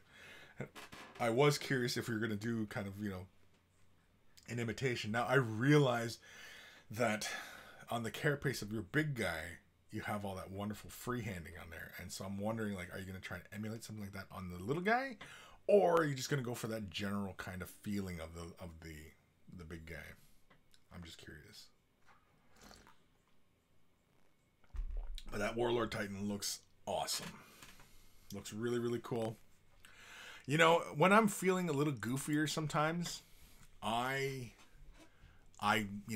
toy with the idea of taking on a commission of a big project like that. I toy with it. And, I mean, you waited a year for that project. And I would have to say that it would probably take me a year. Just because of scheduling, stuff like that, you know. But to do a really good job on it, you know. Yeah. But I definitely would, you know. When I'm feeling goofier, like I said, like when I'm feeling goofier and, you know, I want to, you know, do something like that. Because sometimes it's kind of fun. Like, you know, for example, like somebody if in the other parallel universe where I took a commission of a Warlord from somebody and did it, you know what I mean? Like, I think it'd be a nice break from the usual crap I'm doing and, you know what I mean, and putter away on it and, you know, get it done and, you know. I'm not saying I would. I'm just saying in that parallel universe where I'm still kind of silly like that in the head. But yeah. Dark Commission. I've had my airbrush over a year and haven't gotten the hang of it yet. Yours looks cool for a beginner. I'll carry on trying. Yes, I think you should, Dark. Because I think it would definitely help speed up some of your process. And when you know, because I don't know what other models you're painting, but it's like lately it seems like you've been painting a lot of busts and things like that. But I think that would definitely help you. And I think doing the airbrush, I think if you're going to go for a bit more realistic on some of those busts, if you have a bust that has a bit more of a realistic look to it, you know what I mean, it's sculpted to be realistic, that doing like a pre-shade, right, on the model, you know, doing the black to gray to white or variation of darker tones, mid-tones, and light tones, and, you know, as building a base and to, you know, to build up, I think that would be kind of fun. I think that would kind of help and give you an interesting kind of look. I don't know if you're familiar, Dark Commission, with pre-shades, but I have a couple videos on my channel here, and I've done it a few times, I think, for Mini Wargaming's Vault. And there's many videos out there online as well, doing pre-shades. But anyway, Aaron Siege, I get that now and again. Usually those specs are because of too much pressure and being too close. Yeah.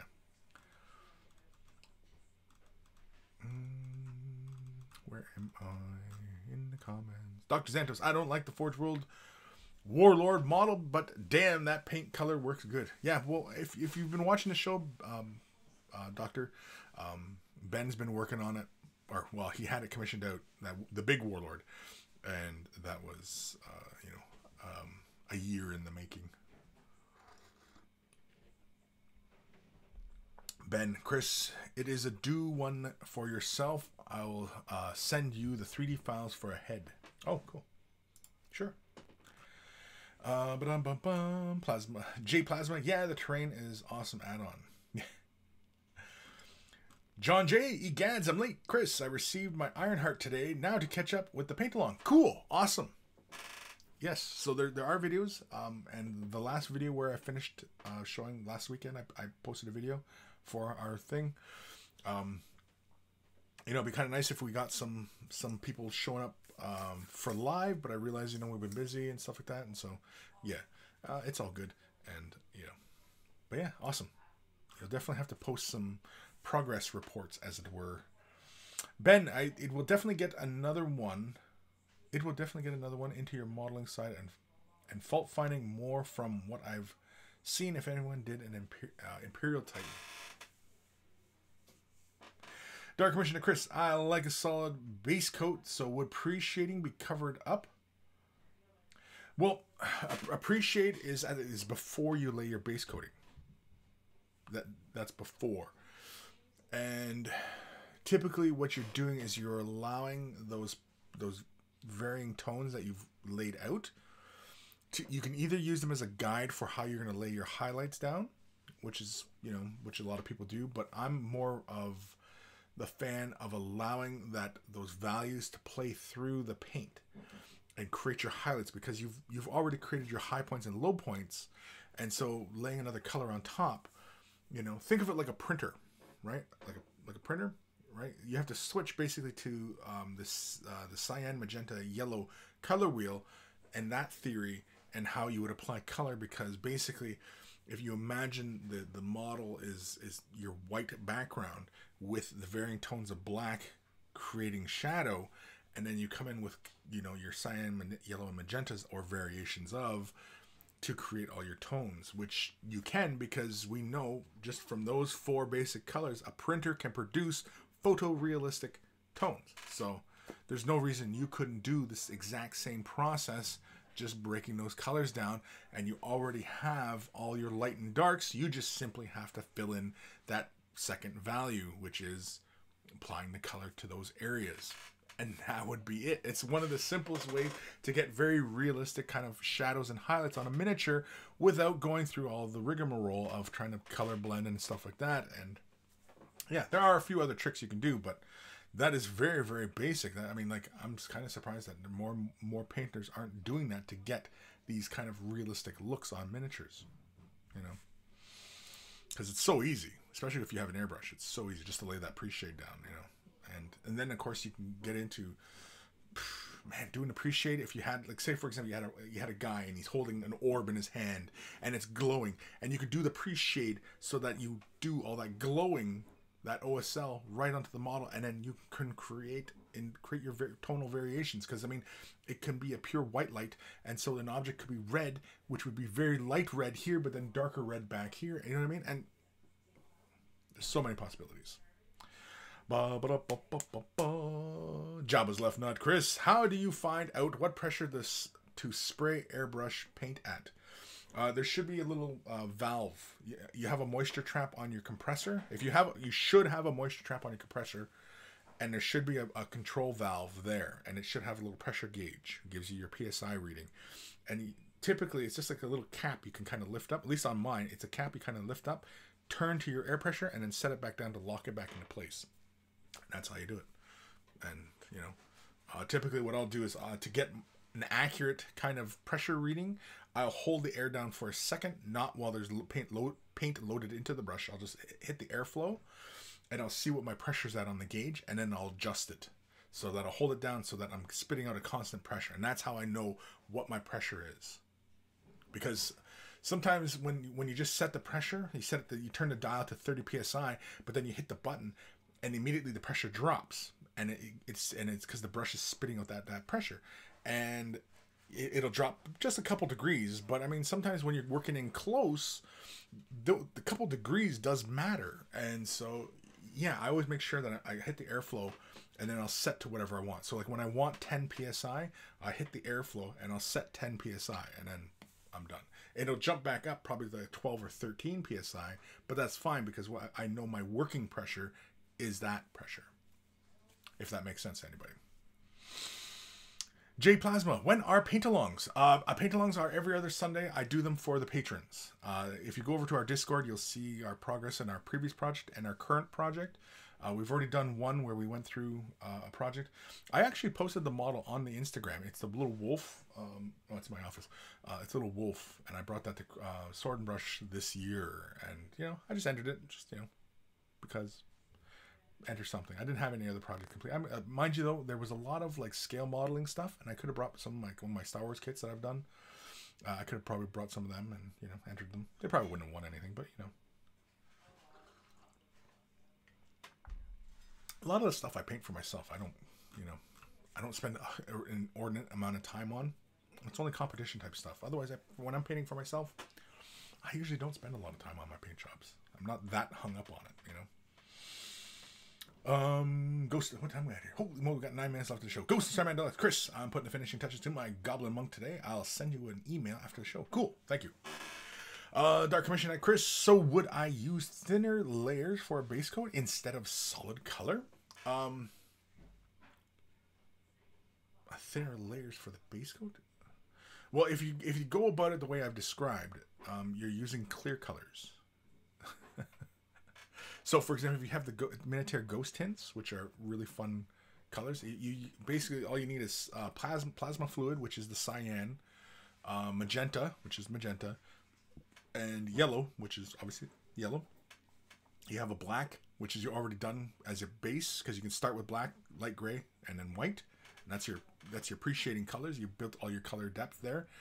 or your value depth, I should say, and then you lay the colors on top, and then of course you just mix. So if you want green, obviously you take cyan and yellow, and you mix them, and you got your green, and you lay it down, and you know, you treat it like a printer. And white is your background, black is creating your dark tones, and you just lay your colors on top. You know what I mean? It's really, really simple. It's really, really simple. But follow the cyan, magenta, yellow color wheel for your theory, right? But for as far as like laying layers down, no, because in theory, you would start like, because the way I often recommend it is you start off with a black prime, but you could lay a prime down and then lay a black base, then lay a gray mid-tone at a 45-degree angle, catch, you know, a majority of surfaces, and then a white from 90 degrees straight down at your model, and then that creates all your pre-shading, right? Creates they often refer to it as zenithal or whatever, but it's, you can do it for anything, because like I said, like the model could have an object in hand, and you can create your source lighting this way from the object, and so you can have black back here with whiter tones up here. You know what I mean? Like, you're only limited by your imagination as far as how you apply this theory onto a model. So I would recommend using clear tones or transparent tones, not opaque tones, just because, you know, you're going to end up just obscuring those lighter tones, unless of course you want to go for that particular kind of look where you want to go for more subtle kind of highs and lows. That's also a possibility as well. And of course, introducing texture and things like that can be done later on as well. You know, the sky's the limit, man. The sky's the limit. There's just so many different variables and permutations of what you could do to achieve particular results. I could sit here for hours describing it all to you, but it'd more likely be better showing you. But you know, that's a different day.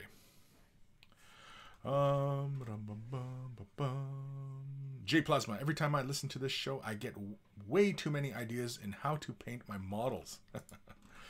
But isn't that a good thing?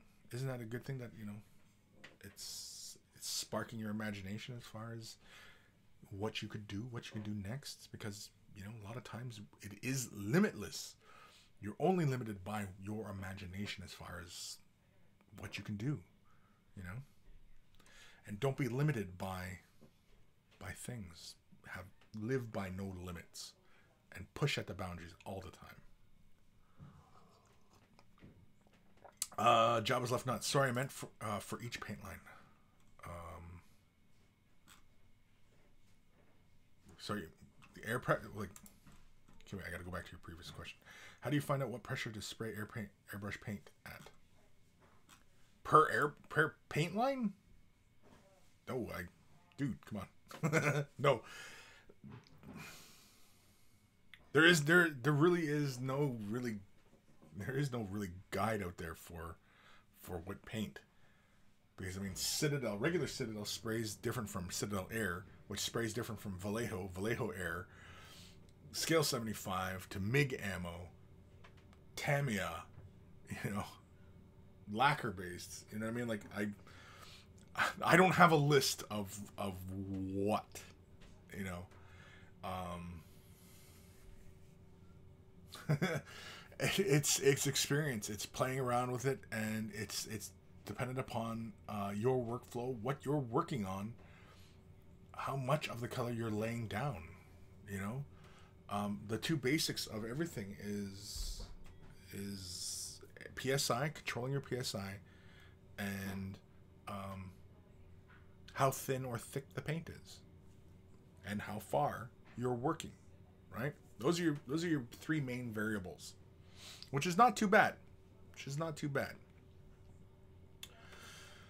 The hard part being knowing the thickness.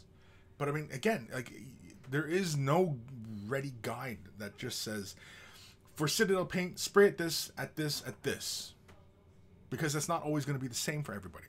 Because there's going to be a bunch of people out there who are going to do that, and they're going to get really messed results. Why? Because they're using different airbrushes at different PSIs. Not all compressors are the same, not all airbrushes are the same. You know what I mean? Like, there's just so many variables that somebody can mess up, that direction can be bad, right? So, yeah. Unfortunately, just like how I described thinning colors and mixing ratios, that is still subjective to you, because when I say mixing in a 1-to-1 ratio, right? Well, we get a good idea what a 1-to-1 ratio is, but if you're not consistent in how you grab paint or how you're laying paint onto your palette, if you are inconsistent in that field, you're going to get different results than what I'm described and what I've shown, right? So, yeah, I think hopefully that kind of makes sense, and hopefully that addresses what you're talking about, because, yeah, I mean, having a ready-made guide for every paint line and what PSI and, you know what I mean, like, if it's out there, I haven't seen it. Could be, I don't know.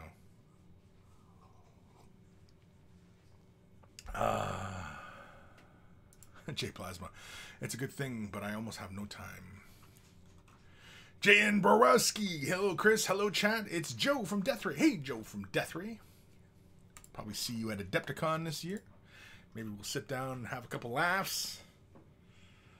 Maybe a drinky poo. A drinky poo. Aaron wants to know what's up. What's up? What's up? All right, what time we got? Holy crap, we got 1 minute left to show, and I still have 2 more emails to do. Do I have 2 more emails to do? Holy crap! Oh no, Ben, you just sent that one. You freaked me out. Steladar. All right, let's do another email real fast. This one is from Alan. I am fairly new to painting and wanted some pointers. I'm not really happy with the white or the fire on the base. Any advice would be great. So let's have a look. He's not happy with the white or the fire of the base. The photo... Oh, Fritz is doing the sideways thing again. So we'll just leave it here. Now this picture, it's kind of blurry. He said he's not happy with the white. Yeah, the white or the fire. Okay. So the white... Oops, crap. Nope, I need this one. There we go. Okay, this is a much better picture. Here we go. Alright, so the fire on the base is the first one we'll address because that's relatively straightforward. So, the low points in the lava. Now, I'm assuming that it's kind of lava. It's not. Is it sculpted fire or is it lava? Let's assume you're going for that lava look. Not so much fire, but lava, right?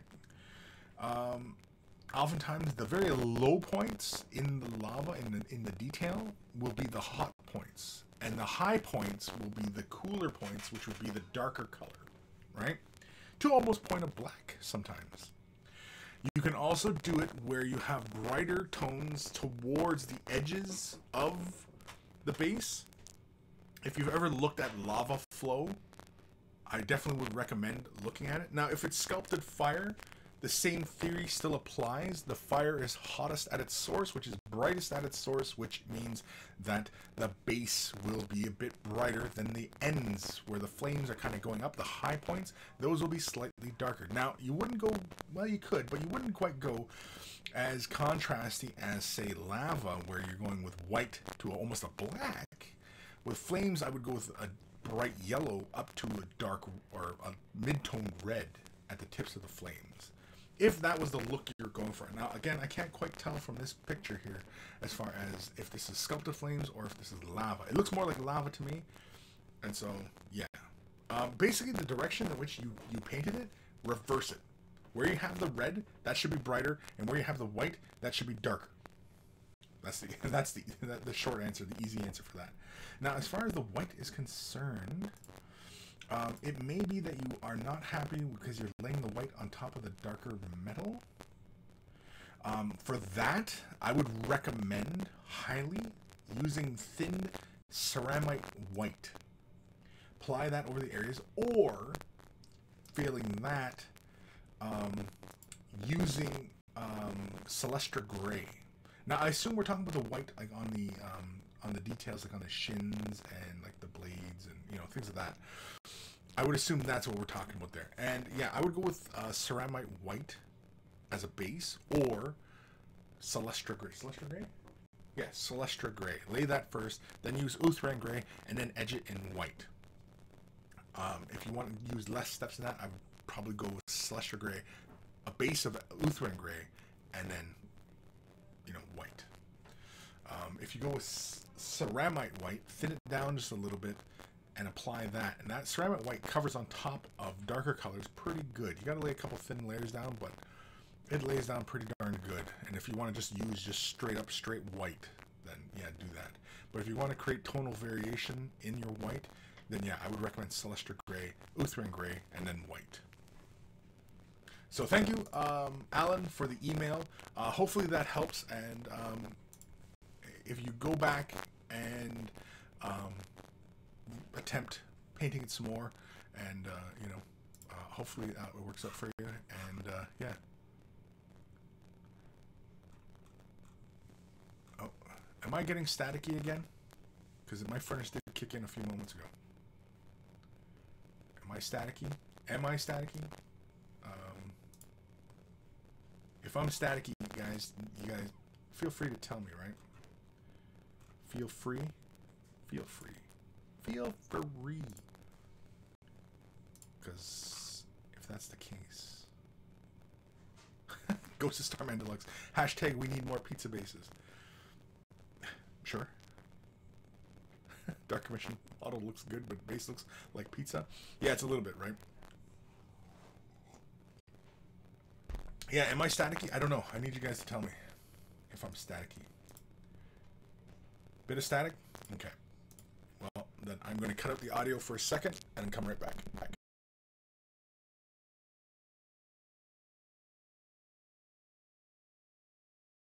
Should have warned you guys.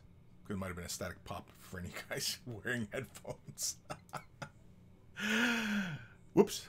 Anyway. Alan Hayes, thanks. That really helps. I'll give it a go. Yeah. So just remember that, and use like if it, because I don't know if it was lava. Did you mention if you were going for lava or fire? I can't recall. I might have missed it in the comments. Yeah. Might have missed it. Anyway, static is from Nurglebum Invasion. Bit of static. Hopefully it's gone. Hopefully by the time you guys are hearing this now that it's gone. And we're going to go on to our final email, which is from Aaron. Where the hell is my program here? This one is from Aaron. Howdy, Kris. Well, here it is, my first email.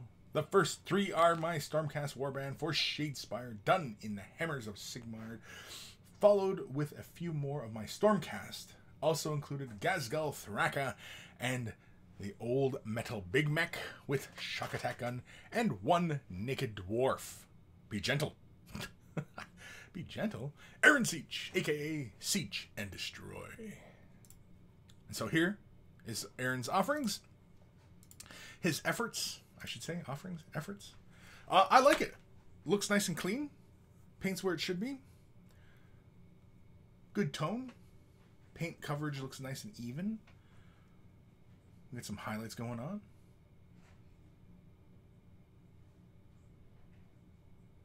I like the painting on the base. The base got the nice little texture in contrast with the armor of the model. I see a little sprue nib. Get those mold lines. The hammer looks good. I don't see the mold line in the hammer, because usually I know there's on the hammer there's a mold line that runs through that face on it. But anyway, nice work on the bases. Nice clean paint jobs, shading. Everything looks good, man. I don't know what you're worried about. And when have I ever tore apart somebody's painting? When have I ever said, "Oh my God, this guy's painting is such crap"? When have I ever done that? I don't think I've ever done that. I don't think I've ever done it. I don't have a history of tearing apart people's work, because people who take, ooh, this is very nice. I like it. Me like it. Nice work on the dragon skin. I think one thing to be mindful of when you are dry brushing is when you dry brush, try not to go over the entirety of what you dry brushed. Like, for example, when you base coated it and then you shade washed it and then you dry brushed it, I'm thinking you might have dry brushed it with 2 tones. I don't know. I see it looks like you might have went over twice with 2 different colors. And so, like, for example, if you come over with a mid-tone, or even the base tone again, just to cover up some of the dark points that might have got pushed down too far, and then you come in with this lighter color, do less of the areas, but go for edges and corners kind of thing. So, like, for example, like the head, do like the center spines that run from his brow to his beak, then bring the brush up along the edges of his lip, around his eye and his eyebrow, you know what I mean? And just go a bit brighter tones there. And then, like, for like the feet, you know what I mean, closest to the nail, coming back, you know, going darker as you work your way towards the joints kind of thing, right? The tail, the tip of the tail would be brighter, and as you get a little bit slightly darker as you know, you work your way towards the ends, the base of the tail. But a really good work though, dude. I mean, it's clean. Oh, look at this guy. Now see, orcs, the beauty of orcs is that you can paint them any which way. You can paint them really, really clean. You can be really, really slapdash about the paint job, and both look really good and appropriate for the model. So, yeah, this looks really good. I mean, paint looks like it should be where it should be. You know, the heavy dry brushing on the armor works. I like the metals on the edges of the red and everything like that. For the teeth, is that a transfer or is that freehanding in the chin? It almost looks like freehanded, but I think it's a transfer, right? Because I see it looks like a transfer on the claw. I'm going to assume it's a transfer, but it could be freehand. Either way, Aaron, really excellent job. The orc looks fantastic. That's really good. Oh, look at this guy. Yeah, again, nice and clean. I mean, dude, there's nothing wrong with these, man. If they're free, if they're for gaming, I mean, like, then these look fantastic, and you know, they probably look great in person too. Little dwarf. I like the chin hairs. I like big white beard on him. That's actually pretty cool. I think the axe could, like on the blade, could have used a little bit of edging or dry brushing. Just a light little dry brush. Just catch those edges. Bring the details out, right? Ooh, look at this guy. Shuck attack gun. Ooh. Very, very cool. Again, orcs.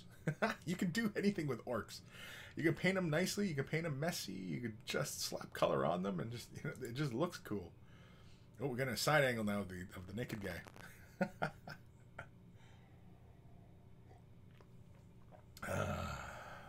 No, that's really good work though. Nice and clean. I like the flesh tone. I can see, like, you got some shadow in the joints and everything in the recesses, but yet overall feels very, very light. And yeah, really good work, Aaron. Yeah, really, really fun. Nice paint job. And yeah, I don't know what you're worried about, dude. It's not like I'm gonna sit here and rifle apart your work. Oh, it is a transfer. Okay, the chin is a transfer. Okay, yeah. Aaron says he sucks at freehand. But yeah, I mean, like the orcs, I mean, yeah, the orcs, you can paint them clean, you can paint them messy, and either one works. For whatever reason, we're very forgiving, at least visually, for orcs.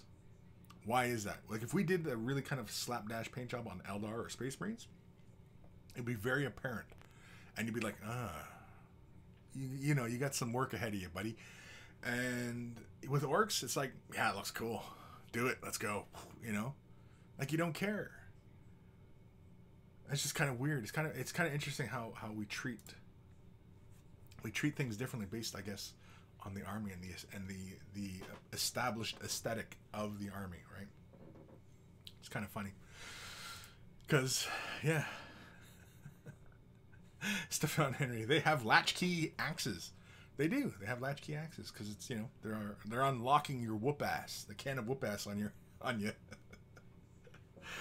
Oh man. Okay, so that was it for emails, right? We're done with emails. We're all caught up. So keep those emails coming in, folk, because, you know, I ain't gonna do the show if I ain't getting emails. If I ain't getting emails, I ain't doing the show because I'm just that big of a diva, apparently. And so I think we're gonna end her there. We're all done. We're done with the emails. Comments, well, no other crazy kind of comments. Enforcer, we're forgiving of orcs because they're orcs. Yeah, probably, right? Because there's so many damn models to do. It's just, you know, yeah. Aaron Siege. Orcs hard to paint, a shitty paint job. It almost is. It almost is, yes. It almost is really hard to give them a crappy paint job because, yeah. So, we're all caught up on emails. Keep those emails coming in and asking you questions. And I want to thank everybody for tuning in live today. And, of course, for everybody tuning in after the fact, send your emails to Kris@miniwargaming.com. It's in the description below. Of course, you can also join us at wayofthebrush.com. Again, it's in the description below. It's the central hub of all this silliness. Has links to the Instagrams, the Twitter. The Twitter is where I usually post like announcements, stuff like that. So follow me on Twitter. And of course Instagram, because I post pretty pictures and stuff like that, you know. I just spread stuff around all over the place and just, yeah, whatever. Anyway, social media, of course, Discord. Ooh, Discord. And the Facebook. Way the Brush Facebook page is also where I post stuff as well. But the Discord's been the big one. That's been a big addition. And, you know, it's free to join in and, you know, sit in and talk. And we got a lot of things going on in the Discord. We're talking about stuff all the time. Crazy crap. And, you know, and actual, you know, helping people with, you know, their paints and, you know, input and, you know, ideas for stuff and what have you. So Discord's been really fantastic. I've been really enjoying it. I always have it up. I have it on all my computers. I even have it on my phone. So yeah, waythebrush.com. Also, it has links to t-shirts. Can help support the cause, you know, and of course look good while doing so. You know, waythebrush.com, t-shirts, and of course everybody who's purchased a shirt, send me a picture of yourself in your shirt, and I will add it to the Monkey Shrine. Because, you know, why not? And it's nice to put a name with a face, and yeah, and it's a shrine, so it's a shrine to all the monkeys. You know, this show is about you guys. I wouldn't do the show if it wasn't for you guys and answering your questions and helping you guys, and, you know, being there for you. And so, you know, why not, right? And again, you know, it might seem like this is all about Kris, but this is not about Kris. This is about you guys. You know, I wouldn't do the show. Yeah, so like this show lives or breathes on your emails. So you got to keep them. You got to keep them rolling in. Got to keep them rolling in. Waythebrush.com also has links to the Patreon support. Big thank you to all my patrons.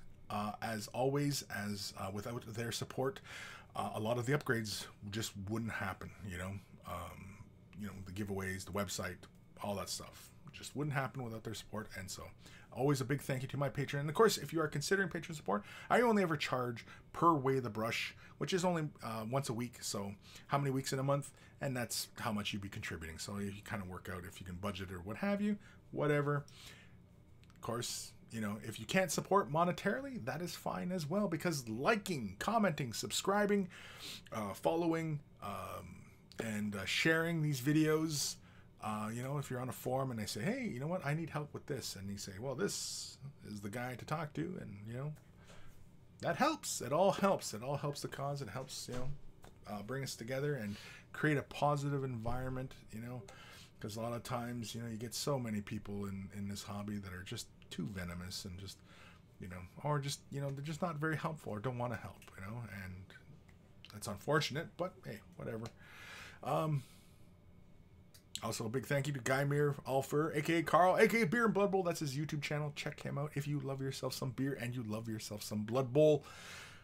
Check his channel out. We always say a big thank you to him for creating the email jingles before the email segments of the show. Just put a smile on our face, and, you know, it's just a lot of fun. So I want to thank everybody for tuning in and, you know, commenting, adding, and what... Oh, man, what the heck? G squared. Oops, just arrived. Oops.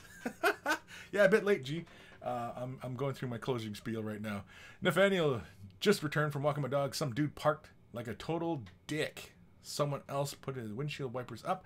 I added some collected dog poop by hanging the bags on all of them. Oh, gross. That's nasty. Did you take a picture? You should have took a picture and sent it to me. I would have posted it. Or posted it. Nathaniel, I don't even know. Nathaniel, are you part of the Discord? If you're not, join us in Discord, because, yeah. And post the pictures in, like, somewhere. Make it fun. Dark Commission. I do it for my peeps. I do it for my peeps. That's right. That's why I do it. That's why I do it. It's the only reason I do it. To help people. Because it makes me feel good. And, you know, I like... I like pretending I have a part in your experience as you guys flourish as painters and artists and, you know, even just happy hobbyists, you know. It doesn't have to be as high-minded as being artists, right? I mean, it could just be hobby time and just enjoying ourselves. And, you know, we have busy lives and we're just, you know, this is the only free time we get. And so we tune in and, you know what I mean? Just want to be happy. Isn't that all what anybody wants, no matter where we come from? We just want to be happy. We just want to live our lives, be happy, and enjoy our little toy soldiers and paint them up and make them look pretty. That's all we want. That's all we want. Can't we just have that? Can't we all just get along?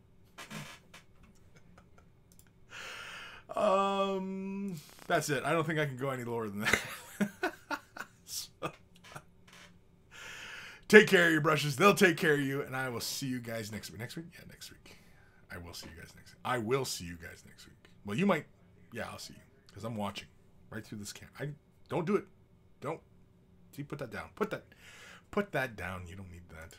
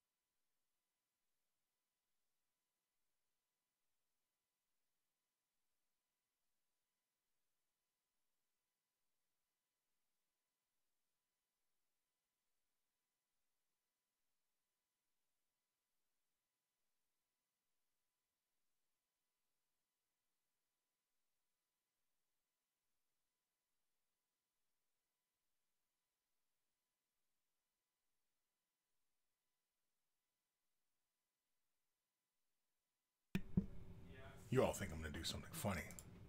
But I'm not. I'm going to sit here, stare at you guys. I'm not sure why anybody's still watching the stream right now, but it's a Saturday. I'm sure you got something else productive to do. Maybe not. I don't know. Not you. I'm just me. Boring old me. Seriously though, go do something. Turn this off. Go. Be productive. Paint something. Get something made. Go play a game. Hug a loved one. I don't know. But do something productive for God's sakes, man. Don't sit here and watch me. Turn this off. Off. Turn this. Oh my God. Turn it off. Put that down. No, that's the wrong color. Put it down. Rinse your brush off. Stop. Turn this off. I'm not doing anything. I'm not going to do anything. I'm not being funny. I'm being serious. Quit screwing around.